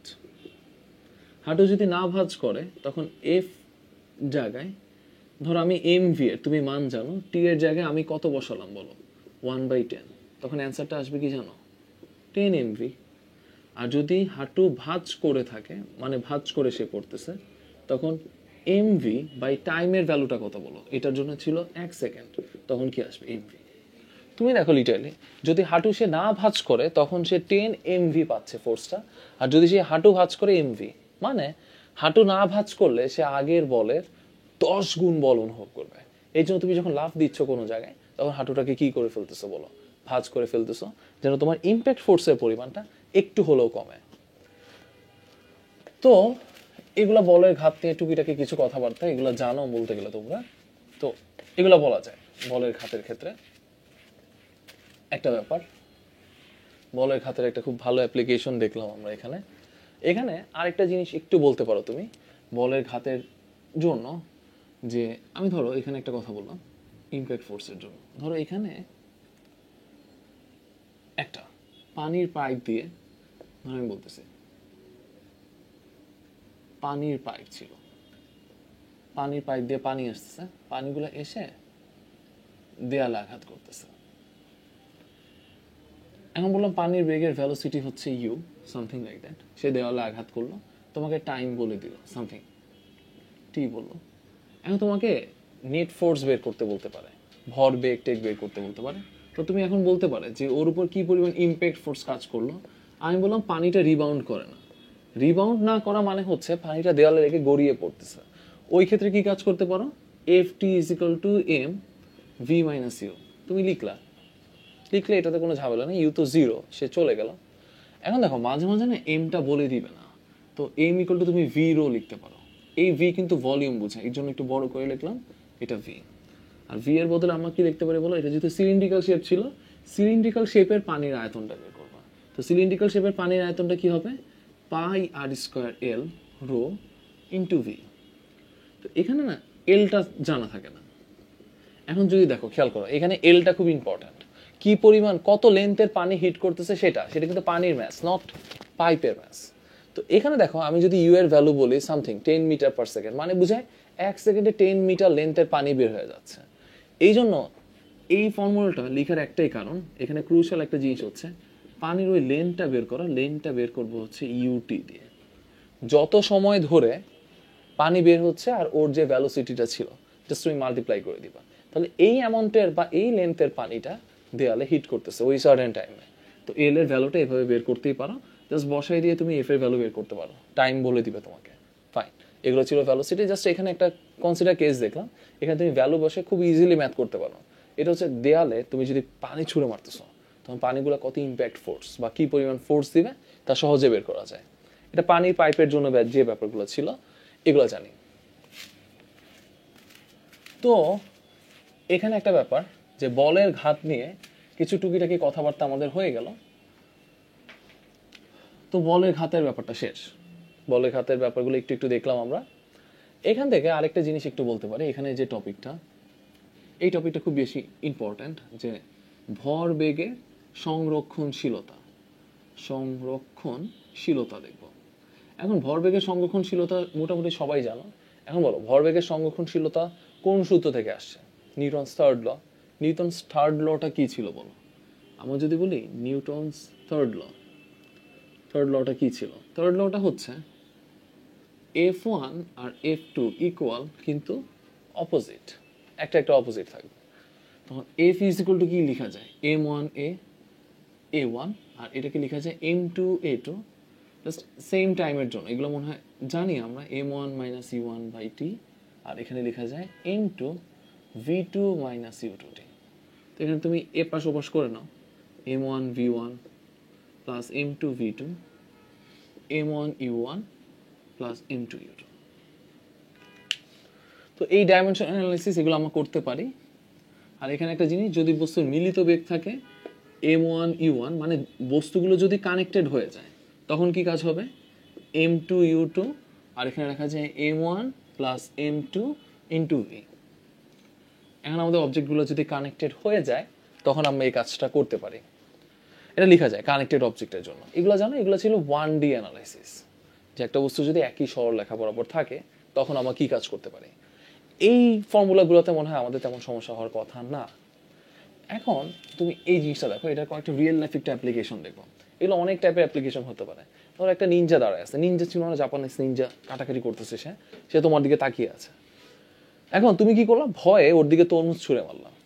সে কি করলো, ওর নিনজা যে সোর্ডটা ছিল তলোয়ার দিয়ে করে কাটলো, তরমুজের দুইটা টুকরা ভাগ হয়ে গেছে। তোমাকে বলতেই পারে একটা টুকরার এত কোণে এত ভ্যালোসিটিতে চলে গেছে, আর একটা টুকরা কত কোণে কত ভ্যালোসিটিতে গেল। একটু অসম্ভব লাগতেছে তাই না ম্যাথটা, যে একটা টুকরার কোন অ্যাঙ্গেল বলে দিলে আরেকটা কিভাবে বের করবো। এটা টোটালি ভরবেগের সংরক্ষণশীল সূত্র, আর কিছুই না। তুমি একটা জিনিস একটু দেখতেই পারো, ধরো একটা যদি আমরা এক্সাম্পল দেখাই, এখানে আমি বলতেই পারি 5 কেজি ভরের একটা অবজেক্ট ছিল স্থির, ওর উপর তুমি এফ ফোর্স দিলাম। এটা হতেই পারে সে দুইটা টুকরায় ভাগ হচ্ছে, একটা ছিল 3 কেজি, সে 30 ডিগ্রি অ্যাঙ্গেলে 3 মিটার পার সেকেন্ড বেগে চলে গেছে। দেন আমি বলতেছি আরেকটা যে টুকরা ছিল 2 কেজি, সে কত অ্যাঙ্গেলে কত ভ্যালোসিটিতে চলে গেল, কত অ্যাঙ্গেল কত ভ্যালোসিটিতে ওদিকে চলে গেল। এখন তুমি একটা জিনিস খেয়াল করো, যখন এই ব্যাপারটা আসবে, যে তুমি দেখো এখানে ফার্স্টে 5 কেজি ভরের বস্তু ছিল, স্থির বস্তু, ওর উপরে এফ ফোর্স দিলাম। 3 কেজি ভরের বস্তুটা 3 মিটার পার সেকেন্ড বেগে 30 ডিগ্রি অ্যাঙ্গেলে চলে গেল। 2 কেজি ভরের বস্তুটা কত অ্যাঙ্গেলে কত ভ্যালোসিটিতে চলে যাবে সেটা বের করতে বলছে। এই ক্ষেত্রে তুমি কি ব্যাপার করবা? এই ক্ষেত্রে দেখো ইনিশিয়ালি অবজেক্ট ছিল একটা এমইউ, কিন্তু ফাইনাল অবজেক্ট হচ্ছে দুইটা, M1 V1 প্লাস কি M2 V2। কিন্তু অবশ্যই এখানে আমাদের কম্পোনেন্ট না লাগবে। এইচ মানে হরাইজন্টাল কম্পোনেন্ট বোঝায় আনুভূমিক উপাংশ। কেন আমরা কম্পোনেন্ট নিচ্ছি? কারণ সে এখানে দুটা অ্যাঙ্গেলে ভাগ করা, তাই না, দুটা কোণে আনত। তো এখানে একটা জিনিস দেখো, ফার্স্টে সব কিছু কি ছিল, স্থির। এখন দেখো M1 এর জন্য ফার্স্টে যে বস্তুটা ছিল M1 3 ছিল, আর ওর V1 কি ছিল 3 cos 30। কেন 3 cos 30? আমার 3 এর এই দিক বরাবর হরাইজন্টাল বরাবর কম্পোনেন্ট নিলাম, তাহলে 3 cos 30 হবে, প্লাস M2 তো 2, কিন্তু ওর হরাইজন্টাল বরাবর কম্পোনেন্টটা নিলাম আমরা V cos থিটা। তাহলে দেখো এইদিকে কি কাজ করতেছিল 3 cos 30, আর এদিকে কি কাজ করতেছিল V cos থিটা। এটা নিলাম আমরা, কিছু না, তুমি এখান থেকে জাস্ট V cos থিটার ভ্যালুটা বের করবে। এটাকে 1 নং সমীকরণ দাও। এখন হরাইজন্টাল কম্পোনেন্ট নাও। হরাইজন্টাল কম্পোনেন্ট বরাবর একই জিনিস, আদি অবস্থা একটা আর শেষ অবস্থা হচ্ছে আমাদের দুটা। এখন দেখো mu 0 ছিল, এখন দেখো M1 3, কিন্তু এটা ভার্টিক্যাল কম্পোনেন্টটা কোন দিকে, উপরে। এটা কত ছিল 3 sin 30। তাহলে আমি ভার্টিক্যাল কম্পোনেন্টটা কি লিখতে পারি বলো? ভার্টিক্যাল কম্পোনেন্টটা লিখতে পারি 3 sin 30, 3 sin 30। কিন্তু এটা যেহেতু নিচে নামতেছে চিত্র অনুসারে, ওর ভার্টিক্যাল কম্পোনেন্টটা কি v sin থিটা, কিন্তু এটা অবশ্যই একটা অ্যাঙ্গেলে কাজ করতেছে, তাহলে কি লিখতে পারি 2 into minus v sin theta. কেন? দুইটা অপোজিটে, একই দিকে না। তো তুমি এখান থেকে v sin থিটার ভ্যালুটা বের করতে পারো 2। এখন দেখো ফ্রম 1 and 2, 1 এবং 2 হতে তুমি সহজেই দেখো দুইটা আননোন, দুইটা ইকুয়েশন তুমি চাইতেই পারো 2 ডিভাইডেড বাই 1 করো, তখন কি বের হয় tan থিটার ভ্যালু বের হবে। এখান থেকে থিটা শেষ, ফ্রম 1 একটা ইকুয়েশনে বসায় দাও, বসে দিলে কার ভ্যালু বের হয়ে যায় v, এত মিটার পার সেকেন্ড। তাহলে দেখো 2D ডাইমেনশনাল অ্যানালাইসিসের জন্য এত কঠিন কিছু না, not a big deal. 2D dimensional অ্যানালাইসিসের জন্য তোমাকে আগে হরাইজন্টাল কম্পোনেন্ট বরাবর বসানো লাগবে আনুভূমিক, এরপর তোমাকে উলম্ব বরাবর বসানো লাগবে। তখনই তুমি ভরবেগের সংরক্ষণশীল সূত্র সংক্রান্ত এই ম্যাথগুলা খুব সহজেই করতে পারো। এই একটা ব্যাপার ছিল আমাদের, এটা ছিল ভরবেগের সংরক্ষণশীল সূত্রের যে ম্যাথটা। আমার জানার মতে ম্যাথটা বলতে গেলে খুবই ইজি ছিল। তো তুমি এই জিনিসগুলো করতে পারো, দুইটা কম্পোনেন্টে ভাগ ভাগ করে করতেই পারো। তো এরপরে আমরা আরেকটা অ্যাপ্লিকেশন একটু যাব। এই অ্যাপ্লিকেশনটা সুন্দর একটা অ্যাপ্লিকেশন, যে এটা তো হয় আমার মনে হয় তোমার নৌকায় সবাই উঠছো, তাই না? নৌকা যখন ভাসমান অবস্থায় থাকে, এই অবস্থায় কি কেউ একটু সাহস নিয়ে নৌকার এপার থেকে উপরে হেঁটে গেছো? যেতেই পারো, সায়েন্সের স্বার্থে এটা করতেই পারো। তুমি যদি নৌকার উপর হাঁটা শুরু করো, সামথিং লাইক দ্যাট, তুমি এভাবে হাঁটতেছো নৌকার উপর, তখন তুমি দেখবা তোমার ইম্প্যাক্ট ফোর্সের কারণে নৌকাটা আস্তে আস্তে পিছনে চলে যাচ্ছে আর তুমি সামনে যাচ্ছ। এখনকার কনসেপ্টটা হচ্ছে এটা, নৌকা কতটুকু পিছনে চলে গেল। তো আমি এখানে একটা খুব ইম্পর্টেন্ট জিনিস করব, একটা নৌকা আঁকার অপচেষ্টা করব। নৌকা আঁকার চেষ্টা করতেছি সামথিং লাইক দ্যাট। ধরো এটা একটা নৌকা, ধরে নাও এটা একটা নৌকা, এর উপর দিয়ে একটা বাচ্চা ছেলে হেঁটে যাচ্ছে। ও ধরো ওর মাথার মধ্যে চুল স্পাইক করা আছে, সে হেঁটে যাচ্ছে সামথিং, এখানে যাচ্ছে। এখন আমি বলতেছি ধরো ওর টার্গেট ছিল নৌকার এখান থেকে এখানে সে হেঁটে যাবে, এর লেন্থ কভার করবে, সে যাচ্ছে। ওর ম্যাস ছিল m, ওর ভেলোসিটি ছিল v। এখন তুমি একটা জিনিস খেয়াল করো, এই টোটাল নৌকাটার ম্যাস ছিল m, আর ওর বড় ম্যাস ছিল ভেলোসিটি v, কিন্তু সেটা অপোজিটে। এখন দেখো ও যখন সামনে যাচ্ছে, নৌকাটা ধরো একটু পিছিয়ে চলে আসলো, মানে ছেলেটি একটু সামনে গেল, নৌকাটা পিছিয়ে চলে আসবে। নৌকাটা কতটুকু পিছিয়ে চলে আসবে x, তাহলে l ছিল নৌকার দৈর্ঘ্য, নৌকার দৈর্ঘ্যটা, আর x হচ্ছে নৌকা যতটুকু পিছিয়ে যায়, নৌকা যতটুকু পিছিয়ে যায়। তাহলে বলো এখন ছেলেটা তো আর এল ডিস্টেন্সটা কভার করতে পারবে না, সে কভার করবে কতটুকু এল মাইনাস এক্স। এখন তুমি দেখো ইনিশিয়াল অবস্থায় সবাই 0 ছিল, এখন ছেলের ভেলোসিটি দেখো এম ভি আর নৌকার ভেলোসিটি হচ্ছে এম বড় ভি।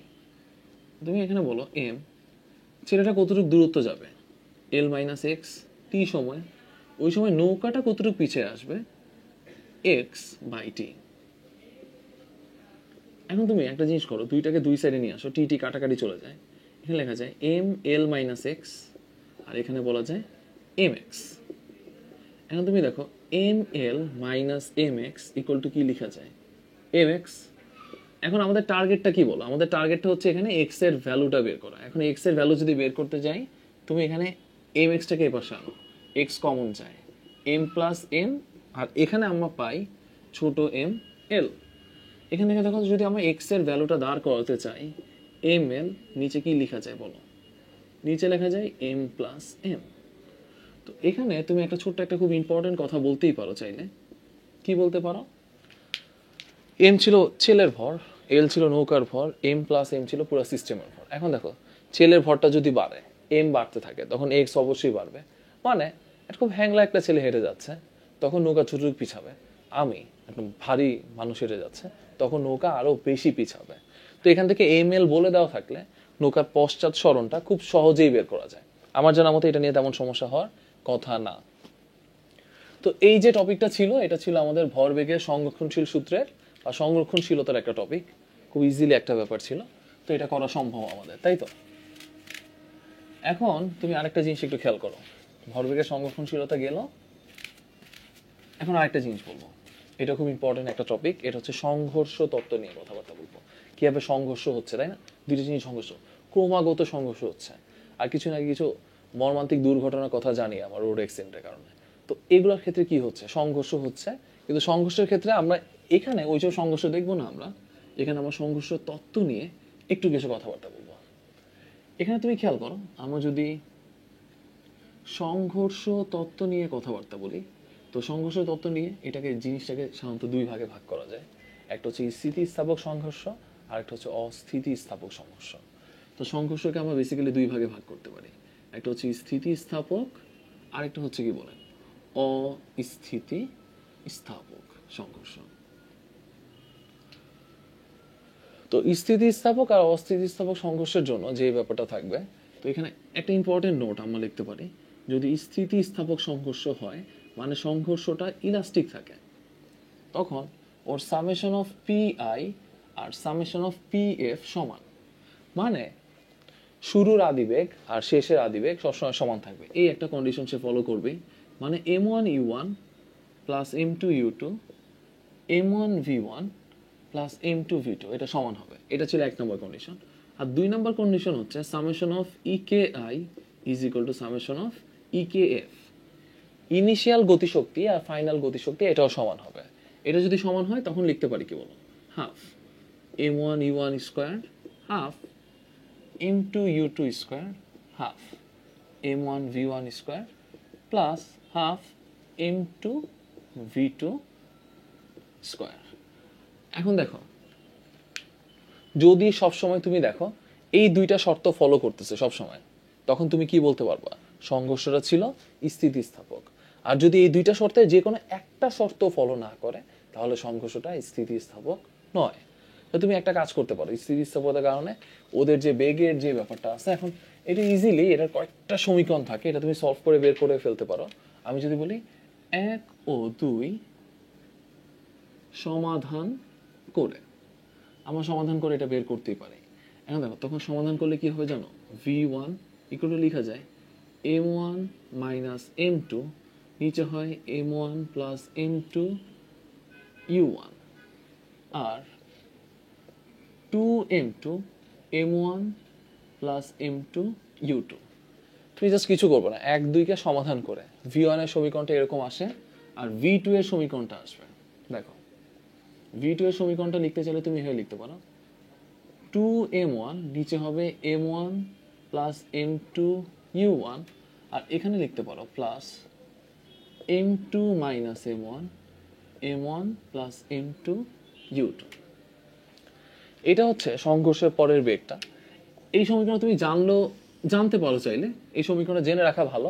অথবা তুমি একটা কাজ করতে পারো, এখানে যে ওই এম ওয়ান এম টুর যে সমীকরণটা ছিল, এই দুইটা সমীকরণ লিখলে একটু আগে, এই দুইটাকে সলভ করে মানটা বসাও বের করতে পারো। তো এখানে যদি দেখো এম ওয়ান এম টু আদি বেগ বসায় দাও, তুমি সরাসরি ওদের শেষ বেগটা পেয়ে যাও। তো উপরে দুটো সমীকরণ লেখার অবশ্যই কয়েকটা কারণ ছিল, আমি তোমাদের দুইটা কন্ডিশন পড়ানোর জন্য এই সমীকরণটা লিখতে চেয়েছি আর কি, দুইটা কন্ডিশন পড়াবো সেটা কারণে। এখন যদি দুটা কন্ডিশনের কারণে আমি একটু লিখতে চাই, এখন দেখো ইফ এম ওয়ান আর এম টু যদি সমান হয়, তখন কি হয়, ভি ওয়ান ইকুয়াল টু, দেখো এটা 0 হয়ে যায়। এটা দেখো এম ওয়ান এম টু সমান হলে টু এম টু, আর M one plus M two equal to two M two লেখা যায় ইউ টু। আর ভি টু ইকুয়াল টু কি হয় জানো, দেখো টু এম ওয়ান নিচেরটা এম ওয়ান এম টু সমান টু এম ওয়ান লেখা যায়, তখন কি হয় ইউ ওয়ান। আর এটা তো 0 সমান, যেহেতু কাটাকাটি করলে। তুমি একটা জিনিস দেখতেছো, যদি দুটা বস্তু পরস্পর সমান ভরে দুটা বস্তু পরস্পর স্থিতিস্থাপক সংঘর্ষ করে ওরা বেগের বিনিময় করবে। মানে হচ্ছে দেখো আমি বলছি এটার ভরও এম, এটার ভরও এম। ধরো এটা 10 মিটার পার সেকেন্ড ছিল আর এটা ছিল 8 মিটার পার সেকেন্ড। সংঘর্ষ এটা ছিল 1 নম্বর বস্তু, এটা 2 নম্বর বস্তু। আমি বলতে পারি স্থিতিস্থাপক সংঘর্ষের পরে বলো 2 নম্বর বস্তুটা শেষ বেগ কত।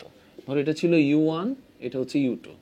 আমি বলো 2 নম্বর v2 এর ভ্যালু কত হবে আগেরটা, তাই না, এমসিকিউ করার জন্য 10 মিটার পার সেকেন্ড। আর যদি বলি প্রথমটার শেষ বেগ কত হবে, দেখো u2 তো এটা হলো, আর প্রথমটা কত হবে 8 মিটার পার সেকেন্ড। বলাই যায় যে বেগের বিনিময় করতেছে, মানে সংঘর্ষের পরে এর বেগটা হবে এর আদি বেগ আর এর শেষ বেগটা হবে এর আদি বেগ। তাহলে এখন আমি যদি বলতাম এটা স্থির ছিল, এখন সংঘর্ষ করলো, ও ওর বেগ পাবে, মানে ও কত হয়ে যাবে 0, প্রথম বস্তুটা থেমে যাবে আর দ্বিতীয় বস্তুটা 10 মিটার পার সেকেন্ড বেগে চলা শুরু করবে। তো এটা বলাই যায়। তো এগুলো ছিল সংঘর্ষ তত্ত্ব নিয়ে, তুমি শুধুমাত্র মান বসিয়ে দিলে এভাবে অঙ্কগুলো করতেই পারো। তো এখানে আমরা আরেকটা জিনিস দেখলাম, এখানে সংঘর্ষ তত্ত্ব নিয়ে কিছু কথাবার্তা একটু দেখলাম, ইম্পর্টেন্ট কিছু কথাবার্তা ছিল।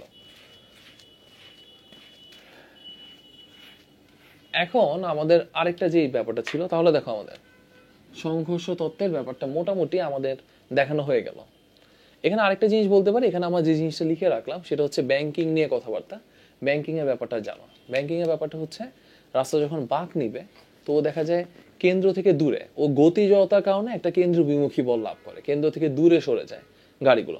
এটা নর্মালি কিছু মুভিতে দেখা করো, যখন টার্নে বাঁক নিচ্ছে একটা সাউন্ড দেখাচ্ছে, রাস্তা ফ্রিকশন দেখাচ্ছে। ফ্রিকশন কি করতেছে বলো, ওকে দূরের ছেলে বা সরে যেতে দিচ্ছে না ফ্রিকশনাল ফোর্সের কারণে।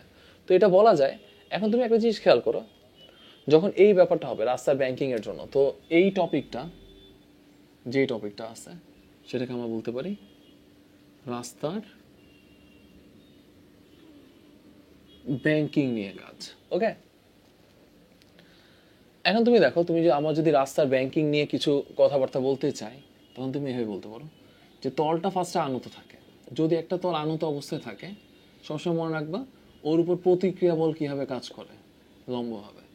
রিঅ্যাকশন ফোর্স, একটা প্লেন তল ছিল, রিঅ্যাকশন ফোর্স সবসময় কিভাবে কাজ করবে, লম্বভাবে কাজ করবে। আর ওর ওজন কোথায় কাজ করে, নিচের দিকে, এমজি। এখন ও যে গতি জড়তার কারণে ভিতরে চলে যেতে চায়, এখন যখন এভাবে থাকে তখন ওকে কেন্দ্রমুখী বল কেউ যোগান দিচ্ছে না। কেন যোগান দিচ্ছে না কেন্দ্রমুখী বল? কারণ দুটা বল পরস্পরকে বিকর্ষণ করে ফেলে। এই জন্য আমরা কি করবো জানো, রাস্তাটাকে আনত অবস্থায় দিব। এখন তুমি দেখো, আমার যদি রাস্তাটাকে এভাবে না রেখে, রিঅ্যাকশন ফোর্স তো বুঝলাম, এখন রাস্তাটাকে একটু আনত করে দিলাম। কত কোণে রাস্তাকে আনত করে দিলাম, থিটা কোণে।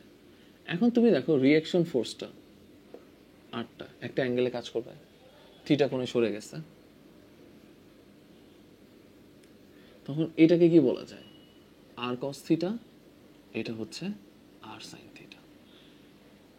আর এখানে বলা যায় আর কস থিটাটা এমজিটাকে ব্যালেন্স করতেছে, কিন্তু এখানে দেখতেছ নতুন একটা ফোর্স তৈরি হচ্ছে, আর সাইন থিটা। এখানে মজার ব্যাপারটা কি জানো, এ আর সাইন থিটাই ওকে ভিতরের দিকে টানতেছে। ভিতরের দিকে টানা মানে ওকে সেন্ট্রিফিউগাল ফোর্স দিচ্ছে, কেন্দ্রমুখী বল। মানে সে গতি জড়তার কারণে বাইরে ছিটকে যাওয়ার কথা ছিল, অনেকে কেন্দ্র বিমুখী বলে কিন্তু এটা বলাটা ভালো, গতি জড়তার কারণে সে বাইরে ছিটকে যেতে যাচ্ছে স্পর্শক বরাবর।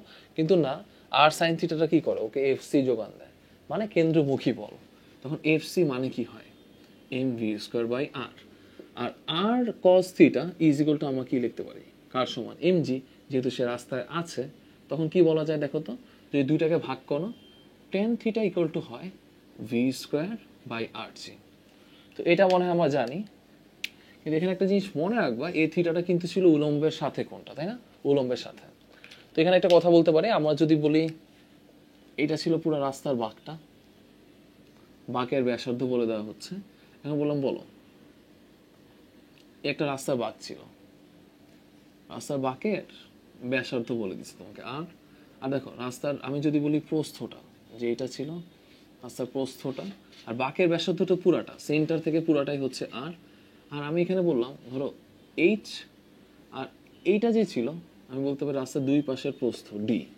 তখন তুমি দেখো এটা কিন্তু রাস্তার প্রস্থ ডি। এখন রাস্তার প্রস্থ দিয়ে রাস্তা কতটুকু উঁচা করা লাগবে সেটা বের করতে পারো। এই ছোট ট্রায়াঙ্গেলটা খেয়াল করো, সাইন থিটা নিলে কি হয়, h/d। তো মাঝে মাঝে আসে রাস্তা কতটুকু উঁচা করা লাগবে, এখানে একটা ঝামেলা অনেকে বাধা, ডি হচ্ছে রাস্তার প্রস্থটা বোঝাচ্ছে, ওকে। আর আর হচ্ছে এই যে বাঁকটা ছিল, এই পুরা বাঁকের ইন টোটাল ব্যাসার্ধটা, বাঁকের ব্যাসার্ধ হচ্ছে আর। এখানে জাস্ট দুটো ফর্মুলা বসাই দিলে তোমার রাস্তার ব্যাংকিংটা মোটামুটি শেষ হয়ে যায়। রাস্তার ব্যাংকিংয়ের এই ব্যাপারগুলো আমরা খুব ইজিলি দেখতে পারি। তো এটা ছিল রাস্তার ব্যাংকিং সংক্রান্ত যে টপিকগুলো। এখানে দেখো তোমাকে ভি আর বলে দিলে তুমি থিটা বের করতে পারবা, ব্যাংকিং কোণ কত। তো এখানে আমাদের রাস্তার ব্যাংকিংটা একটু একটু পড়ানো হলো তোমাদের। এখন যে ব্যাপারটা একটু দেখবো, যে টপিকটা একটু খেয়াল করবো আমরা, সেই টপিকটা হচ্ছে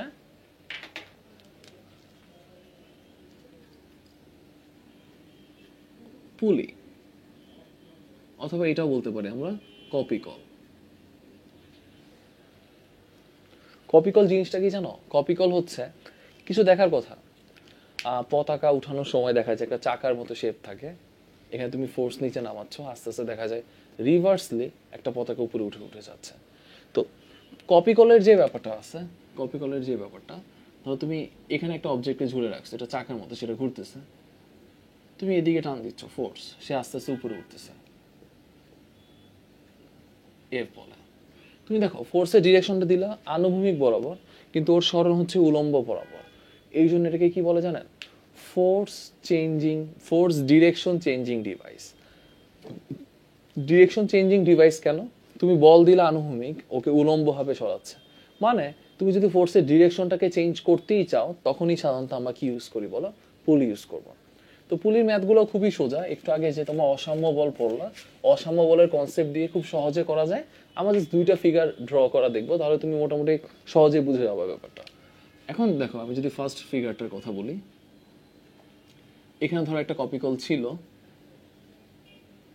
এখানে আমি বলতেছি m1 ভরের একটা বস্তু, আর এখানে m2 ভরের একটা বস্তু ছিল, আর তোমাকে এখানে বলে দিছে m1টা বড় m2 ছোট। তাহলে দেখো ফার্স্টে আমরা m1 বস্তুর জন্য দেখব, আর তুমি বলো m1টা যেহেতু বড়, তাহলে বস্তুটা আস্তে আস্তে নিচে নামা শুরু করবে, আর m2টা উপরে ওঠা শুরু করবে। m1 এর জন্য ওর ওজন কোথায় কাজ করে, m1g। আর টান কোথায় কাজ করবে, কানেক্টিং পয়েন্ট এটা, টান হচ্ছে ঝুলন বিন্দুর দিকে। আর দেখো পুরো সিস্টেমটা কোন ত্বরণে পড়তেছে বলো? পুরো সিস্টেমটা নিচে, ওর জন্য নিচের দিকে নামতেছে। আর m2 এর জন্য সিস্টেমটা কোথায় উঠতেছে বলো? উপরে, কারণ m2 আস্তে আস্তে উপরে উঠতে থাকবে। কেন বলো তো? m1টা ভারী বলে। তাহলে এখন m1 এর জন্য আমি যদি ওর নেট ফোর্সটা বলি, m1a, m1gটা নিচে, কিন্তু টানটা কোথায় কাজ করবে? উপরে। তখন কি হয় বলো? m1g মাইনাস t, এটা বলাই যায়। তুমি আরেকটা জিনিস খেয়াল করো, m2 এর জন্য যে ব্যাপারটা থাকবে, m2 এর জন্য ওর ওয়েটের নিচে কাজ করবে m2g, কিন্তু টানটা উপরে কাজ করতেছে। আর তুমি এখানে একটা জিনিস খেয়াল করো, আমি যদি m2a এর জন্য বলি, ওর এক্সেলারেশন যেটা ছিল, ত্বরণটা, সেটা কার দিকে? টানের দিকে। আর ওজনটা ছিল টানের বিপরীতে। তাহলে বলো নিট ত্বরণটা কি হবে বলো? নিট ত্বরণ m2a, নিট বল যদি বলি, ইকুয়াল টু লেখা যায় t মাইনাস m2g। এখন দেখো 1 আর 2, আর তুমি চাইলে 1 আর 2 কে যোগ করো, বিয়োগ করো, করে কার কার মান বের করা যায় বলো? 1 আর 2 সমাধান করে, 1 ও 2 সমাধান করে তুমি চাইলেই এখান থেকে টি এর ভ্যালু বের করতে পারো, আর এ এর ভ্যালু বের করতে পারো। সেটাই তো আসবে তোমার, যে তোমাকে m1 m2 বলে দিবে ভর। তাহলে দেখো ভরটা জানলেই টিও বের করা শেষ, আমাদের এও বের করা শেষ। তো কপি কলের একটা ফিগার তুমি ড্র করা শিখলে, যে এভাবে করা যায় ব্যাপারটা, ওকে। এখন কপি কলের ক্ষেত্রে যদি আমার আরেকটা একটু ফিগার দেখি, বা পুলির জন্য, তখন ব্যাপারটা একটু আরেকটু ইজি হয় আমাদের। এখন কি বলো, যদি আরেকটা ফিগার দেখতে চাও তুমি, হ্যাঁ বলা যায় 2 নাম্বারটা। এখন 2 নাম্বারটা বললে সামথিং লাইক দ্যাট, এরকম দেখো। তো আমি বললাম এখানে একটা অবজেক্ট ছিল আলফা, এখানে একটা অ্যাঙ্গেল হচ্ছে বেটা। বলতে পারি এখানে m1 অবজেক্ট, এখানে m2, এটা হচ্ছে m2, এটা হচ্ছে m1, এই বরাবর কি কাজ করতেছে? কপিকল কাজ করতেছে এইভাবে, তাই না? সুতা কাজ করতেছে। আর এখানে তোমাকে কন্ডিশন বলে দিল m1 বড়, M2 থেকে। তুমি এখানে একটা জিনিস দেখো, সবসময় মনে রাখবা একটা অ্যাঙ্গেল যদি, মানে এটা বলে রাখি, এটা জাস্ট ফোর্সের ওই অ্যাঙ্গেলের থিওরি দিয়ে আসে। M1G কাজ করতেছে, একটা আলফা কোণে কাজ করতেছে, তাহলে মনে রাখবা ভূমি বরাবর কাজ করে কজ আর তল বরাবর কাজ করে সাইন। তখন M1G সাইন আলফা তল বরাবর কাজ করবে। কেন কাজ করে এটা একটু তুমি মনে হয় বুঝতে পারো। কে বুঝতে পারো? এইভাবে আমি যদি সাইডে ছোট্ট করে একটু ড্র করি, একটু বোঝার জন্য জাস্ট তোমাদের। ধরো আমি এভাবে আঁকলাম, ওজন তো সবসময় নিচে কাজ করতেছে mg, এটা যদি আলফা হয় তখন এটাও কি হবে জানো? এটা হবে আলফা। তখন এদিক বরাবর কাজ করবে mg cos থিটা, আর এদিক বরাবর কাজ করবে mg sin থিটা। তাহলে একটা জিনিস তুমি বুঝলা, একটা ওজনের তল বরাবর, আনত তল বরাবর সবসময় ওর কোন উপাংশ কাজ করে? সাইনটা। এইটা যেহেতু আলফা কোণে আছে, তাহলে M1G সাইন আলফা নিচে, আর ওর টেনশন কোথায় কাজ করবে? এদিকে। কিন্তু বলো কোন ভরটা বেশি? আমি বললাম M1টা বেশি, তাহলে নেট অ্যাক্সেলারেশন এদিকে, কিন্তু ওর জন্য নেট অ্যাক্সেলারেশন কোন দিকে থাকবে? উপরে। সে আস্তে আস্তে উঠা শুরু করবে। তাহলে দেখো M1A ইজ ইকুয়াল টু কি বলতে পারো? কার দিকে নামতেছে? M1G সাইন আলফার দিকে নামছে। কার অপোজিটে? টেনশনে। এটা হচ্ছে M1 এর জন্য। আমি বারবারই বলতেছিলাম তোমাকে ম্যাথ অ্যানালাইসিস করা লাগবে, ম্যাথ দেখে বোঝা লাগবে। M2 এর জন্য তুমি কি কাজ করতে পারো? দেখো M2 এর জন্য এদিকে কি কাজ করে? M2G সাইন বিটা বলবো, তল বরাবর, তাই না? ওকে তল বরাবর হেঁচড়ে নিচে নামাবে, টেনশন এদিকে, কারণ ওর কানেক্টিং পয়েন্ট এখানে। এখানেও বলতেছো এখানে কি লেখা যায় বলো? কার দিকে যাচ্ছে সে? টেনশনের দিকে। কার অপোজিটে? ওয়েটের। তখন T minus M2G sign beta. দুইটা ইকুয়েশন সলভ করে তুমি A আর G এর মান বের করতে পারো। এখন কোনো কারণে একটা তলকে খাড়া দিয়ে দিল, তাহলে কি ওইটার বিটার জায়গায় তুমি 90 বসায় দিবা। মানে দুইটা হেলানো তলের জন্য এইভাবে থাকতে পারে। এটা কি ব্যাপারটা ছিল বলেন? পুলির ব্যাপারটা, যে পুলিতে কিভাবে কাজ করতে পারে না করতে পারে, এই জিনিসগুলো একটু একটু দেখা হলো আমাদের। হ্যাঁ, তো এই টপিকটা ছিল আমাদের কপি কল নিয়ে, কপি কল সংক্রান্ত টপিকটা। এগুলো গেল মনে হয়, এগুলো পারা উচিত। আমি বারবারই বলতেছিলাম তুমি যাই করো না কেন সবকিছুর ক্ষেত্রে ম্যাথ অ্যানালাইসিস করো, ম্যাথ নিয়ে কাজ। তো এই ব্যাপারটা গেল আমাদের। এখন তুমি খেয়াল করো, এরপরে টপিকটা যখন বলবো আমরা, তখন আমরা ব্যাংকিং পড়ানো হয়ে গেছে, পুলি পড়ালাম আমরা। আরেকটা টপিক নিয়ে একটু আলোচনা করবো, এটা খুব ইম্পর্টেন্ট একটা টপিক। এটা হচ্ছে ঘর্ষণ বল অথবা ফ্রিকশনাল ফোর্স। তো ঘর্ষণ বলের ব্যাপারটা আমরা একটু বলি নাই, এটা ব্যাংকিং এর সাথেই রিলেটেড বলতে পারি, কারণ ব্যাংকিং কোণ দেওয়ার জন্য অবশ্যই ফ্রিকশনাল ফোর্স লাগে। তো এখানে দেখো এখানে একটা কথা, যে ঘর্ষণ বলের জন্য যদি ব্যাপারটা বলি, তখন ঘর্ষণ বলের জন্য বললে একটা জিনিস খেয়াল করো, এটা রিঅ্যাকশন ফোর্স, মানে ওয়েটটা সবসময় নিচে আর রিঅ্যাকশন ফোর্সটা সবসময় উপরে কাজ করবে। আর তুমি যেদিকে অ্যাপ্লাইড ফোর্স দিবা, ফ্রিকশনাল ফোর্স মানে ঘর্ষণ বল, সবসময় তার অপোজিটে কাজ করে। ঠিক আছে? এখানে আমরা দেখতে পারলাম এখানে ঘর্ষণ প্রযুক্ত বল, আর এখানে দেখো ঘর্ষণ বল সবসময় প্রযুক্ত বলের বিপরীতে, নিচে mg কাজ করতেছে, উপরে কাজ করবে হচ্ছে আর প্রতিক্রিয়া বল। এখন তুমি এখানে একটা জিনিস খেয়াল করো, যদি বস্তুটা স্ট্যাটিক থাকে, এখানে আমি একটা জিনিস বলতে পারি যে ঘর্ষণ বলের ক্ষেত্রে, ঘর্ষণ frictional force F equal to, এখানে দেখো এখানে একটা জিনিস, ঘর্ষণ বল পড়ার আগে আমাদের ঘর্ষণ গুণাঙ্ক জানা লাগবে। ঘর্ষণ গুণাঙ্ক ব্যাপারটা কি? ঘর্ষণ গুণাঙ্ক হচ্ছে কি, দেখো খেয়াল করো, তুমি যদি ঘর্ষণ গুণাঙ্কের জন্য কথা বলো, ঘর্ষণ গুণাঙ্কটা হচ্ছে, এটাকে মিউ দ্বারা চিহ্নিত করা হয়। এটা মানে একটা সারফেসের রাফনেস বোঝায়, একটা সারফেস কতটা রাফ সেটা বোঝাবে। আর যত সারফেস রাফ হবে তত বেশি ফ্রিকশনাল ফোর্স কাজ করবে, তাই না? ঘর্ষণ বল। তো এফ এস ইকুয়াল টু একটা ফর্মুলা আমরা পড়ছিলাম, মিউ এস আর, এটা এক্স্যাক্টলি আসে হচ্ছে এভাবে। ঘর্ষণ গুণাঙ্ক কাকে বলে? ঘর্ষণ বল এবং প্রতিক্রিয়া বলের অনুপাতটাকে আমরা বলতেছি ঘর্ষণ গুণাঙ্ক। তাহলে এখন দেখো খেয়াল করো, এফ এর ভ্যালুটা কি আসে? মিউ আর। তো ঘর্ষণ বল নিয়ে যখন কাজ করব, তো এফ ইকুয়াল টু মিউ আর বলতে পারি, কিন্তু ঘর্ষণ বল দুইটা, একটা হচ্ছে স্থিতি ঘর্ষণ বল, আরেকটা হচ্ছে গতীয় ঘর্ষণ বল। তো কি বলা যায় বলতো? ঘর্ষণ বল হচ্ছে দুইটা, একটা হচ্ছে স্থিতি, আরেকটা হচ্ছে কি বলো? গতীয়। এখন স্থিতি ঘর্ষণ বলের জন্য তখন আমরা এটাকে, স্থিতি ঘর্ষণ বলকে সাধারণত আমরা এফ এস দ্বারা লিখি, আর গতীয় বলটাকে লিখি আমরা এফ কে। এখন আমরা যদি এখানে কোনো কারণে এফ এস বলি, তখন আমরা কি লিখবো জানো? মিউ এস আর। আর আমরা যদি এখানে এফ কে বলি, তখন আমরা কি লিখবো?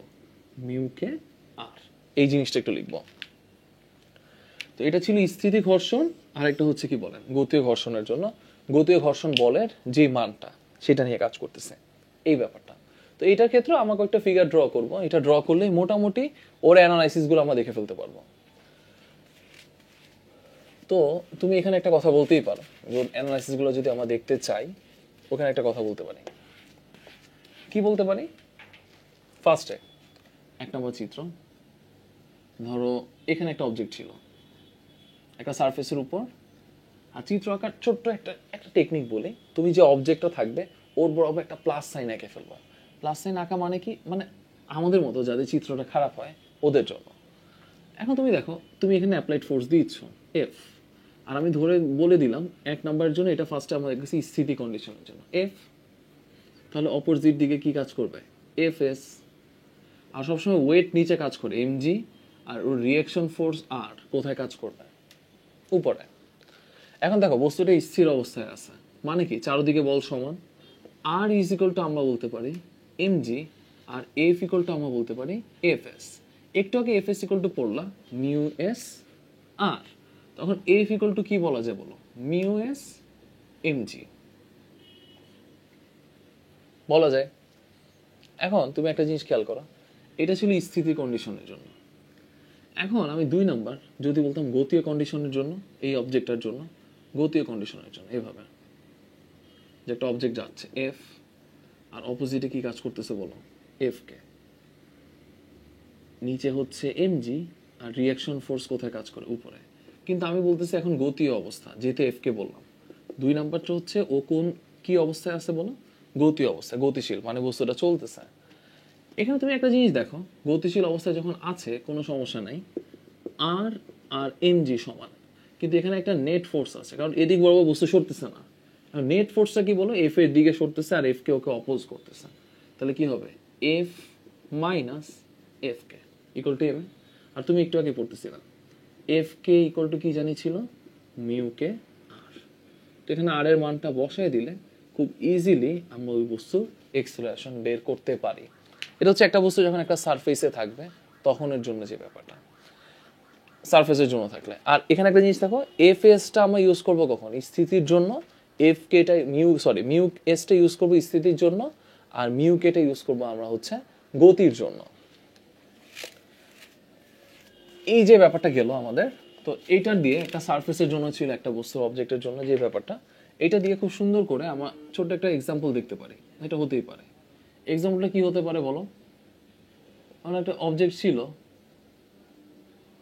ওর ভর ছিল 10 কেজি, ওকে তুমি এফ 100 নিউটন ফোর্সে টানতেছ, আর রাস্তায় মিউ কে বললাম 0.1। এখন বললাম বলো ওর এক্সেলারেশন কত, ওই অবজেক্টটার ত্বরণটা কত সেটা বের করতে বললাম। এখন যেহেতু আমরা ত্বরণ বের করতে বললাম, এখন বলো ত্বরণের উপর ত্বরণ বের করতে বলা মানে কি, ওর উপর ফোর্স বের করতে বলা হচ্ছে। ফোর্সটা একটা ডিরেকশনে কাজ করতেছে না, ওর অপোজিট ডিরেকশনে কারা কাজ করতেছে ওর ঘর্ষণ বল। এখন আমি ফার্স্টে বলতেছি চিত্রের ক্ষেত্রে, আমরা যদি চিত্র আঁকি আমাদের এটার ক্ষেত্রে ভদ্রতা কি থাকবে, আমাদের চিত্রটা আঁকা লাগবে। ওর ম্যাস বলে দিচ্ছে তোমাকে 10 কেজি। এরকম আমি একটা প্লাস সাইন কমপ্লিট করলাম। প্লাস সাইন যখন কমপ্লিট করলাম এখানে তুমি একটা জিনিস খেয়াল করো, ফোর্স যেদিকে একদম অপোজিটে দেওয়াটা ভালো। ফোর্স যেদিকে, এটাকে এফ কে লিখবো নাকি এফ এস লিখবো? অবশ্যই এফ কে, কারণ ওর ত্বরণ আছে তাই না, এটা গতিশীল অবস্থায় এফ কে অপোজিটে কাজ করতেছে। আর ওয়েট সারা জীবন নিচে, আর রিয়াকশন ফোর্স কোথায় কাজ করবে উপরে। এটা বলা যায় তুমি ফোর্স ডায়াগ্রামটা ফার্স্টে ড্র করে ফেলবে। এখন তুমি যখন ফোর্স ডায়াগ্রামটা ড্র করে ফেললে, এখন তুমি একটা জিনিস দেখতে পারো, আর এখানে এমজি সমান, আর আমরা F is equal F minus F K is equal to আমরা কি বলতে পারি এম এ। এফ আর এটাকে বলা যায় mu K R is equal to M A. F mu K এর বদলে আমরা বলতে পারি M G is equal to M A. এখন তুমি একটা জিনিস খেয়াল করো, এফ ফোর্স কত ছিল 100, মিউ কে ছিল 0.1, এম হচ্ছে 10 ইন্টু 9.8 ইকুয়াল টু 10 এ। আমাদের এখান থেকে টোটাল সিস্টেম থেকে এক্সেলারেশন বের করতে বলছে। একদম ইজি কিছু ম্যাথ। সবচেয়ে বেশি ব্যাপারটা হচ্ছে তোমাকে এখানে ওদের ডায়াগ্রামগুলো আঁকা লাগবে, ফোর্স ডায়াগ্রামগুলো আঁকা লাগবে, আঁকলেই মোটামুটি এই জিনিসগুলো বা এই সিস্টেমগুলো খুব ইজি হয়ে যায়। আচ্ছা, এটার জন্য ফোর্স ডায়াগ্রামটা আমরা একটু দেখলাম। এখন দেখো আমরা যদি বলি জাস্ট আরেকটা জিনিস দেখবো, আমরা সেম রুলসটা বা সেম থিওরিটা তুমি অ্যাপ্লাই করবা। যদি একটা বস্তু আনত তলে গতিশীল থাকে, একই রকম, জাস্ট আমি বুঝার জন্য তোমাদের ডায়াগ্রামটা ড্র করতেছি, এরকম আর কিছু না। ধরো একটা ইনক্লাইন সারফেস ছিল আলফা অ্যাঙ্গেল, এখানে একটা অবজেক্ট ছিল এম ভরের, তুমি অবজেক্ট বরাবর প্লাস সাইন দাও, তুমি এখানে এফ ফোর্স দিচ্ছ, আর ও এখানে এ ত্বরণে যাচ্ছে। এখন ওর জন্য আমাদের ইকুয়েশনটা লিখবো, আর কিচ্ছু না। এখন ইকুয়েশনটা লেখার জন্য বলো যেদিকে ফোর্স দাও এর অপোজিটে কে কাজ করে? ফ্রিকশন, এফ কে। আর ওয়েট কখনো আপোষ করবে না, ওয়েট সারা জীবন নিচে কাজ করবে, খাড়া নিচে থেকে, জি। তাহলে বলো জিটা কয়টা কম্পোনেন্টে ভাগ হয়? দুইটা। একটা হবে এম জি কস থিটা, যেটা রিয়েকশন ফোর্স দিবে, আর আরেকটা হবে এম জি সাইন থিটা। তুমি এখানে একটা জিনিস বলতে পারো, আরটা কার সমান? এক্স্যাক্টলি মনে রাখবো, সবসময় নিউট্রালাইজ হয় রেখা বরাবর, একই স্ট্রেট লাইন, একই সরলরেখা বরাবর। আরটা এখানে কার সমান? M G cos theta. কিন্তু অ্যালং দ্য সারফেস বরাবর অবশ্যই ওর একটা অ্যাক্সেলারেশন কাজ করতেছে এ, তখন এম এ ইকুয়াল টু কি হবে বলো? এফ। কিন্তু এফটাকে অপোজ করতেছে কে? Frictional force plus. এখানে একটা জিনিস দেখো, একটা ইনক্লাইন সারফেসে কোনো কিছুকে উপরে আনতে আমাদের কষ্ট হয় কেন বলো? কারণ ওয়েটের একটা কম্পোনেন্ট নিচে কাজ করতেছে, টেনে ধরে রাখতেছে, এই কম্পোনেন্টটাকে এম জি সাইন থিটা। তাহলে কি হবে? M G sine theta. এটা ছিল 1, এটা 2, জাস্ট তোমার ভ্যালুগুলো এখানে বসায় দাও। আর এখানে সরি, এখানে একটা ব্যাপার, এখানে আলফা না বলে এটাকে আমরা থিটা বলি, একই জিনিস, তুমি বুঝতেছো? থিটা না দিয়ে আলফা দ্বারা ডিনোট করতেছিলাম, এখন থিটা দিয়ে দিলাম, থিটা দ্বারা ডিনোট করতেছে। তো এই ব্যাপারটা থাকবে। এটা হচ্ছে একটা ইনক্লাইন সারফেসে তুমি যদি একটা অবজেক্ট নিয়ে যাও তখন কি কাজ করতেছে, ওর উপর কি পরিমাণ ফোর্স, ওর ভ্যালুগুলো বসায় দাও, ওর অ্যাক্সেলারেশন বের করতে পারো। এটা ছিল ফ্রিকশন নিয়ে কথাবার্তা। এখন আমরা একদম লাস্টের টপিকটা পড়বো, সেটা হচ্ছে আমাদের কৌণিক বলবিদ্যা নিয়ে। এখানে কিন্তু অনেকের একটু একটু ঝামেলা থাকে, এই জিনিসটা একটু দেখবো আমরা। তো এই জিনিসটা দেখার জন্য তুমি এর বেসিক আইডিয়াগুলো তোমার মোটামুটি পড়া শেষ। এই জিনিসগুলো দেখার জন্য এখন টপিকটা একটু নামটা দেখি আগে। হ্যাঁ, টপিকটা হচ্ছে আমাদের কৌণিক বলবিদ্যা। এই টপিকটার ক্ষেত্রে তুমি জাস্ট এই জিনিসগুলো একটু রিসাফল করবো। মানে একটা বস্তু রৈখিকের জন্য কি হবে, আর একটা বস্তু যদি কৌণিক থাকে ওই ক্ষেত্রে কি হবে তুমি জানো মনে হয়। রৈখিকের জন্য ভি, কৌণিকের জন্য ওমেগা, রৈখিকের জন্য হচ্ছে এস থিটা, এ থাকলে এটাকে আলফা দ্বারা ডিনোট করবো, তাই না? আর রৈখিকে যেটা ম্যাস ডিনোট করে, কৌণিকের সাথে আই ডিনোট করবে। ওকে, তো তুমি এখন একটা জিনিস দেখো, ভরবেগ পি ইজ ইকুয়াল টু, আমরা মনে হয় এই চ্যাপ্টারের শুরুতে পড়ছিলাম, এম ভি। তাহলে এটার জন্য কি হবে বলো? এটাকে এল দ্বারা বুঝাই, আই ওমেগা, কারণ এম এর জায়গায় আই, ভি এর জায়গায় বসতেছে ওমেগা। এফ ইকুয়াল টু তুমি মনে পড়ছিলা এম এ, কিন্তু ওকে ফোর্সকে টর্ক দ্বারা ডিনোট করা হয়, টাও। টাও ইজ ইকুয়াল টু কি হবে বলো? আই আলফা লেখা যায়। এখন গতি শক্তি সমান সমান আমরা পড়তেছিলাম হাফ এম ভি স্কোয়ার, আর এখানে গতিশক্তি হবে কৌণিক গতিশক্তি সমান সমান হাফ আই ওমেগা স্কোয়ার। তো তুমি এখানে দেখতেছো রৈখিক আর কৌণিকের মধ্যে খুব সুন্দর একটা সামঞ্জস্যপূর্ণ একটা সম্পর্ক দেখলাম আমরা, যে এখানে কি কাজ করতেছে না কাজ করতেছে। আর এখানে আইটা খুবই ইম্পর্টেন্ট টপিক। এখানে মোস্ট ইম্পর্টেন্ট টপিক কি জানো? এখানে আইটাকে বলবো হচ্ছে আমরা জড়তার ভ্রামক, এগুলো নিয়েই পড়বো। আইটা এখানে মোস্ট ইম্পর্টেন্ট। এখন এগুলো জাস্ট একটু রেশিও দিয়ে তুলনা দিয়ে দেখালাম আমরা ব্যাপারগুলো কি হয়। তো এখানে আমার কয়েকটা জিনিস দেখবো, এখানে মেইনলি জড়তার ভ্রামক রিলেটেড জিনিসগুলোই দেখবো, কারণ ম্যাথটা জটিল হয় এটার কারণেই। জড়তার ভ্রামকের কারণে কি হয় জানো? ম্যাথগুলো চেঞ্জ হতে থাকে।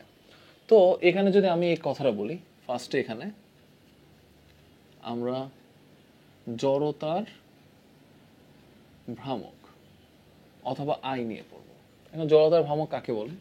জড়তার ভ্রামক হচ্ছে একটা অবজেক্ট, একটা ইরেগুলার শেপের অবজেক্ট আছে, ওর কয়েকটা পয়েন্ট আছে। ধর একটা পয়েন্ট হচ্ছে M1, আরেকটা পয়েন্ট হচ্ছে M2, এটা ছিল R1, এটা হচ্ছে R2 বলতেই পারি। তখন ওর প্রত্যেকটা পয়েন্টের ভর এবং ওর অক্ষের সাপেক্ষে দূরত্বের বর্গের গুণফলের সমষ্টিটা। এখন কি বললাম একটু বুঝে নাও। ভর, দূরত্বের বর্গের গুণফল প্লাস এর পরেরটার ভর, দূরত্বের বর্গের গুণফল, এরকম অনেকগুলো পয়েন্ট থাকতে পারে। তো আই ইজ ইকুয়াল টু বোঝায় summation of M R square. এটা বলা যায় যে প্রত্যেকটা বিন্দুর জন্য। কিন্তু এখানে একটা ব্যাপার আছে, একটা ব্যাপার হচ্ছে তুমি এখন যদি রেফারেন্স পয়েন্টটা ধরে নাও, কারণ এতগুলো ব্যাসার্ধতা বের করা সম্ভব না। ও যদি ভর কেন্দ্র সাপেক্ষে বের করো, এম এর সাপেক্ষে, তখন ভর কেন্দ্র থেকে দূরত্বটাকে তুমি কে ধরে নাও, কেটাকে কি বলে জানো? চক্র গতির ব্যাসার্ধ বলে। তখন আই ইজ ইকুয়াল টু আমরা কি লিখতে পারি জানেন? M K square. কেটা হচ্ছে রেডিয়াস অফ গাইরেশন বলে, অথবা বলে চক্র গতির ব্যাসার্ধ। ওকে, তো এটাও বের করা যায়, এটা নিয়ে তেমন কোনো সমস্যা নেই। চক্রগতি ব্যাসার্ধ তুমি বের করতেই পারো চাইলে। এখন এখানে ছোট্ট একটা জিনিস, চক্রগতির ব্যাসার্ধ নিয়ে যেহেতু কথা হলো, তখন এখানে একটা কথা বলতেই পারি আমরা। ধরো চক্রগতি ব্যাসার্ধের জন্য যদি আমরা কথাবার্তা বলি, তো কথাবার্তা বললে যে ব্যাপারটা থাকবে, এম সংখ্যক, একটু হ্যাশ দিয়ে বলতেছে, এম সংখ্যক সমান ভরের, সরি, এন সংখ্যক সমান ভর মানে এম ভরের জন্য। এখন বলো আই ইকুয়াল টু কি হবে এখানের জন্য? M one R one square, M two R two square dot dot dot dot something তুমি পড়তেছিল। আর চক্রগতি ব্যাসার্ধের জন্য আমরা কি বলতে পারি? Total M K square. এখন দেখো প্রত্যেকটার বদলে চাইলে এম বলতে পারো, এম ওয়ানও M, M two M, M three M, তখন কি লেখা যায়? R one square, R two square dot dot dot dot. আর এখানে টোটাল এমটা কি? এম সংখ্যক এম এর সামেশন, এম সংখ্যক ছোট এম, তাহলে এন এম লেখা যায় ইন্টু কি হবে বলো? K square.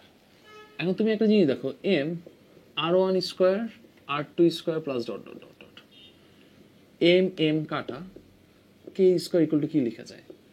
R one square, R two square plus dot dot by N. এখান থেকে কে লেখা যায় কি বলো? R one square, R two square plus dot dot by N. তো এখান থেকে দেখো তুমি একটা কথা বলতে পারো, চক্রগতির ব্যাসার্ধটা হচ্ছে ওর অক্ষের সাপেক্ষে যে দূরত্বগুলো ছিল সেগুলার বর্গমূল গড় বর্গমানটা, সেটা হচ্ছে কি মান? ওই তো আমরা বলি না আর এম এস ভ্যালু, ওর আর এম এস ভ্যালুর সমান। এটা তো এখানে প্রুফ করা যায়। তো এই জিনিসটা একটু মনে রাখতেই পারেন যে ও ব্যাসার্ধগুলোর আর এম এস ভ্যালু নিলে যদি সমান ভর থাকে, তখন তুমি চক্রগতির ব্যাসার্ধ চাইলে বের করতে পারো। এটা নট এ বিগ ডিল, এটা নিয়ে মনে হয় তেমন কোনো সমস্যা থাকে না, আমাদের কথা না, এগুলো বের করা যায়। এখন এই একটা ব্যাপার গেল। তো এখানে আরেকটা জিনিস হচ্ছে, বিভিন্ন শেপের জন্য, এগুলো তোমাদের শেখা লাগবে, এটা মোস্ট ইম্পর্ট্যান্ট। বিভিন্ন শেপের জন্য এক একটা রকম থাকবে, যে চক্রগতি ব্যাসার্ধগুলো এক একটা শেপের জন্য কিভাবে থাকে বলো? এক একটা শেপের জন্য যদি আমরা বুঝাতে চাই, তখন তুমি এই জিনিসটা বলতে পারো, গোলকের জন্য কত থাকে কেন্দ্রের সাপেক্ষে, বা একটা দণ্ড, একটা এই জিনিসগুলো, এগুলো বইয়ে খুব সুন্দর করে উল্লেখ করা আছে। তো আমি তেমন ভাবে উল্লেখ করবো না, যে একটা দণ্ডের মাঝখান অক্ষ বরাবর দণ্ডটা ঘুরতেছে সামথিং লাইক দ্যাট, এরকম করে। তখন ওর জড়তার ভ্রামক কি ছিল মনে আছে? 1/12 ml স্কয়ার। ওর ভর এম, লেন্থ এল হলে। আর যদি পাশের একদম প্রান্তবিন্দু সাপেক্ষে হয়, তখন কি ছিল বলো? প্রান্তবিন্দু সাপেক্ষে হলে তখন আমরা কি লিখতাম? Just 1/3 ml square. এগুলা মোটামুটি মনে হয় আমরা পড়তেছিলাম। তো এই শেপগুলো একটু একটু জানা লাগবে আমাদের, তাহলে হয়। তো এখানে আরেকটা কথা বলতে পারি আমরা স্লাইডলি। কি কথা বলতে পারি? ধরো আমি এক একটা শেপের জন্য বললাম। এখানে আমি যদি বলি একটা বস্তুর মোট গতিশক্তি, মোট গতিশক্তি মানে হচ্ছে ইকে, টোটাল ইকে। তো মোট গতিশক্তিটা দুইটা গতিশক্তির সমান হয় কখন জানো? বস্তুটা যখন ঘুরে ঘুরে নামতেছে। ধরো আমার হাতের উপর থেকে একটা মার্কারটা স্লাইড করে করে করে করে করে করে নিচে পড়বে, তাহলে বলো সামনে আগানোর জন্য এটা রৈখিক গতিশক্তি, আর ঘুরে ঘুরে যাচ্ছে না কৌণিক গতিশক্তি। কিন্তু ফ্যান যদি জায়গায় দাঁড়ায় ঘুরতে থাকে, এ কি সামনে যায় না? ওর জন্য শুধু কি কাজ করে জানো? কৌণিক গতিশক্তি কাজ করে, রৈখিক না। এই জন্য টোটাল গতিশক্তিটাকে আমরা বলতে পারি, এটা হবে লিনিয়ার, আর একটা গতিশক্তি হবে কি জানো? রোটেশনাল। তো লিনিয়ারটার জন্য লেখা যায় হাফ এম ভি স্কোয়ার, আর রোটেশনালটার জন্য লেখা যায় হাফ আই ওমেগা স্কোয়ার লেখা যায়। এই যখন অবস্থা আমাদের, হ্যাঁ, দুইটা জিনিস। এখন আমি যদি এখানে তোমাকে কোনো কারণে বলি একটা সিলিন্ডার গড়িয়ে পড়তেছে একটা সিলিন্ড্রিক্যাল শেপের জন্য, ধরো এরকম সামথিং লাইক দ্যাট। এখানে একটা সিলিন্ডার ছিল, সে গড়িয়ে গড়িয়ে পড়তেছে সামনে সিলিন্ডারটা, এটা হচ্ছে সিলিন্ডার। যখন গড়িয়ে পড়বে তখন ওর টোটাল গতিশক্তি হবে কি জানো, ওর half M V square plus half I omega square, কারণ সে গড়ায় পড়তেছে। তো এটার বদলে হাফ এম ভি স্কোয়ার তো ছিল, হাফ আই এর জায়গায় কি লিখবো জানো, M R square by two. কেন লিখবো এটা? কারণ হচ্ছে সে সিলিন্ডারের জন্য ওর জড়তা ভ্রামকের সূত্র হচ্ছে M R square by two, যদি সে অক্ষের সাপেক্ষে ঘুরতে থাকে। আর যদি তোমাকে এখানে ওমেগার মান না বলে দেয়, ভি ইকুয়াল টু ওমেগা আর, তো ওমেগা ইকুয়াল টু কি লেখা যায়, ভি বাই আর। তুমি সহজেই ই কে এর ভ্যালু বের করতে পারো। তাহলে এখানে দেখো, তোমাকে যদি ওর ভর, ওর বেগ আর ওর ব্যাসার্ধ বলে দেয়, তাহলে খুব সহজেই তুমি কি বের করতে পারো বলো, ওর মোট গতিশক্তি বের করতে পারো। একটা শেপের জন্য এটা বের করাই যায়, এটা এটা নিয়ে মনে হয় তেমন কোনো সমস্যা হওয়ার কথা না। এখন এই জিনিসগুলো একটু বুঝার জাস্ট, যে কখন কি কাজ করব বা কখন কিভাবে নিয়ে কাজ করব। এখন দেখো, এখানে আমি একটা এক্সাম্পল বলতেই পারি তোমাকে, যেরকম ত্রিভুজ আকৃতি শেপ ছিল, এখানে একটা অবজেক্ট ছিল, ত্রিভুজ আকৃতি শেপ ছিল। তো এই ত্রিভুজ আকৃতি শেপের ক্ষেত্রে আমি এখানে বলতে পারি যে এটা ছিল M1, এটা হচ্ছে M2, এটা হচ্ছে M3, আর এটার নাম হচ্ছে ত্রিভুজের এ বি সি ত্রিভুজ, আর প্রত্যেকটা বাহু ছিল কত, এ। এখন আমি বলতেছি কোনো কারণে সিডি এর সাপেক্ষে জড়তার ভ্রামক কত হবে, সিডি এর সাপেক্ষে তোমাকে আই বের করতে বলতেছে। অবশ্যই বিন্দু ভর, গোলক বলি নাই, একটা বিন্দু ভর, মানে শেপের কোনো ব্যাপার না। এখন দেখো, সিডি এর সাপেক্ষে যদি হয় এটা এ বাই টু, এটা এ বাই টু, এ রেখার সাপেক্ষে এর লম্ব দূরত্ব, কিন্তু M1 এর জন্য কোনো লম্ব দূরত্ব নাই, summation of M R square. কিন্তু M2 এর জন্য দেখো লম্ব দূরত্বটা কত, এডি সিডি এর সাপেক্ষে এ বাই টু, তখন লেখা যায় M2 ইন্টু কি, A by two square, M3 into A by two square. কিন্তু কেন ওর সাপেক্ষে নাই, M1 এর সাপেক্ষে, সে অলরেডি ওই অ্যাক্সিসটার মধ্যেই আছে। ওকে, এটা বলা যায় মনে হয়। তো এগুলো একটু দেখালাম, এগুলো যদি বিন্দু ভরের জন্য থাকে তুমি এভাবে বের করতেই পারো ওর জন্য,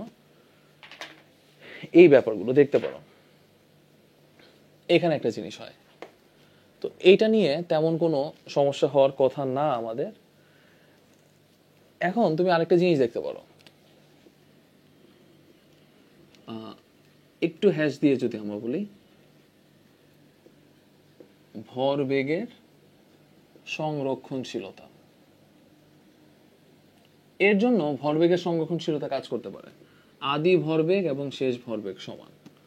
কি হবে, ভরবেগ মানে কি, এম ভি, তাহলে এটার জন্য কি হবে আই ওয়ান ওমেগা ওয়ান, আর এটার জন্য হবে কি আই টু ওমেগা টু। তো এখান থেকে ইচ্ছা করলে তুমি চাইলে ভরবেগের সংরক্ষণশীল সূত্র ফেলতে পারো। এখন এই ভরবেগের সংরক্ষণশীলতা সূত্র তুমি যদি ফেলো, এখানে কি কাজ হতে পারে বা কিভাবে কি কাজ হতে পারে এটা আমি বলতে পারি। আমি বললাম, ধরো এটা একটা লাস্ট একটা ইন্টারেস্টিং ম্যাথ করবো এটা দিয়ে। আমি বললাম পৃথিবীর ভর, পৃথিবীর ভর অপরিবর্তিত রেখে, অপরিবর্তিত রেখে ব্যাসার্ধ 1/n গুণ করলে, n গুণ করলে দিনের দৈর্ঘ্য কত হবে। 1/n গুণ করলে দিনের দৈর্ঘ্য মানে একদিনে কত ঘন্টা হবে সেটা বের করতে বলছে। এখন পৃথিবী যে ঘুরতেছে, অবশ্যই ওর কৌণিক ভরবেগ সমান, একটু আগে যে সূত্রটা পড়লাম, I one omega one is equal to, আমরা লিখতে পারি কি বলো, আই টু ওমেগা টু। এটা লেখা যায়, এটা নিয়ে তেমন কোনো সমস্যা হওয়ার কথা না। এখন বলো পৃথিবীর জন্য কি এম আর স্কোয়ার হবে, নিজের অক্ষের সাপেক্ষে ঘুরতেছে সে, কিন্তু ও গোলক শেপের, তো কি হবে 2/5 এম আর ওয়ান স্কোয়ার, এটা বলতে পারি, বা এম আর স্কোয়ারে বললাম।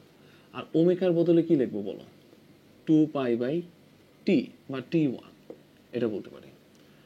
এখন বলো এটার জন্য আবার কি হবে 2/5 m, কিন্তু আর না বললাম, কি কি বলা হয়েছে বলো 1/n গুণ, মানে r/n করা হয়েছে। আর এটা কি হবে 2π/t2। এখানে দেখো এম আর স্কোয়ার কাটাকাটি যায়, 2/5 কাটা যায়। তো এখানে তুমি একটা জিনিস দেখতে পারো, 2π/t1 থাকে, আর এখানে কি থাকে জানো 1/n স্কোয়ার 2π/t2। তুমি এখানে চাইলে t2 মানে 2π কেটে ফেলতে পারো। তাহলে বলো তো t2 এর ভ্যালু কত থাকে, t1 বাই কি এন স্কোয়ার, মানে পৃথিবীর সময়ের দৈর্ঘ্য কত হবে T1 divided by N square. তো এটা বলাই যায় T1 এর ভ্যালু কত, 24 ঘন্টা না এত আওয়ার বাই এন স্কোয়ার, মানে এত ঘন্টা বলতে পারি। এখান থেকে তুমি একটা জিনিস খেয়াল করো তো, খুব ইজিলি বলা যায়। যদি আমি বলি দ্বিগুণ করা 1/2 গুণ করা হচ্ছে হাফ, তখন এন এর মান 2, তাহলে 4 হবে, 4 6 24, মানে কয় ঘন্টা লাগবে? 6 ঘন্টা লাগবে পৃথিবীকে পুরো একবার আবর্তিত হতে। তো এই জিনিসগুলো একটু একটু বলা যায়। এইটাই ছিল এক্স্যাক্টলি আমাদের কৌণিক বলবিদ্যা নিয়ে। এছাড়া ওর কিছু উপপাদ্য ছিল, লম্ব অক্ষ উপপাদ্য, সমান্তরাল অক্ষ উপপাদ্য, এগুলোর স্টেটমেন্টটা একটু পড়া লাগবে। পড়লেই মোটামুটি বলা যায় এই চ্যাপ্টারটা বা এই চ্যাপ্টারে এই জিনিসগুলো একটু দেখলাম। তো কৌণিক বলবিদ্যার ক্ষেত্রে সবচেয়ে বেশি ইম্পর্টেন্ট যে পোর্শনটা তোমরা দেখবা হচ্ছে ওর জড়তার ভ্রামক নিয়ে।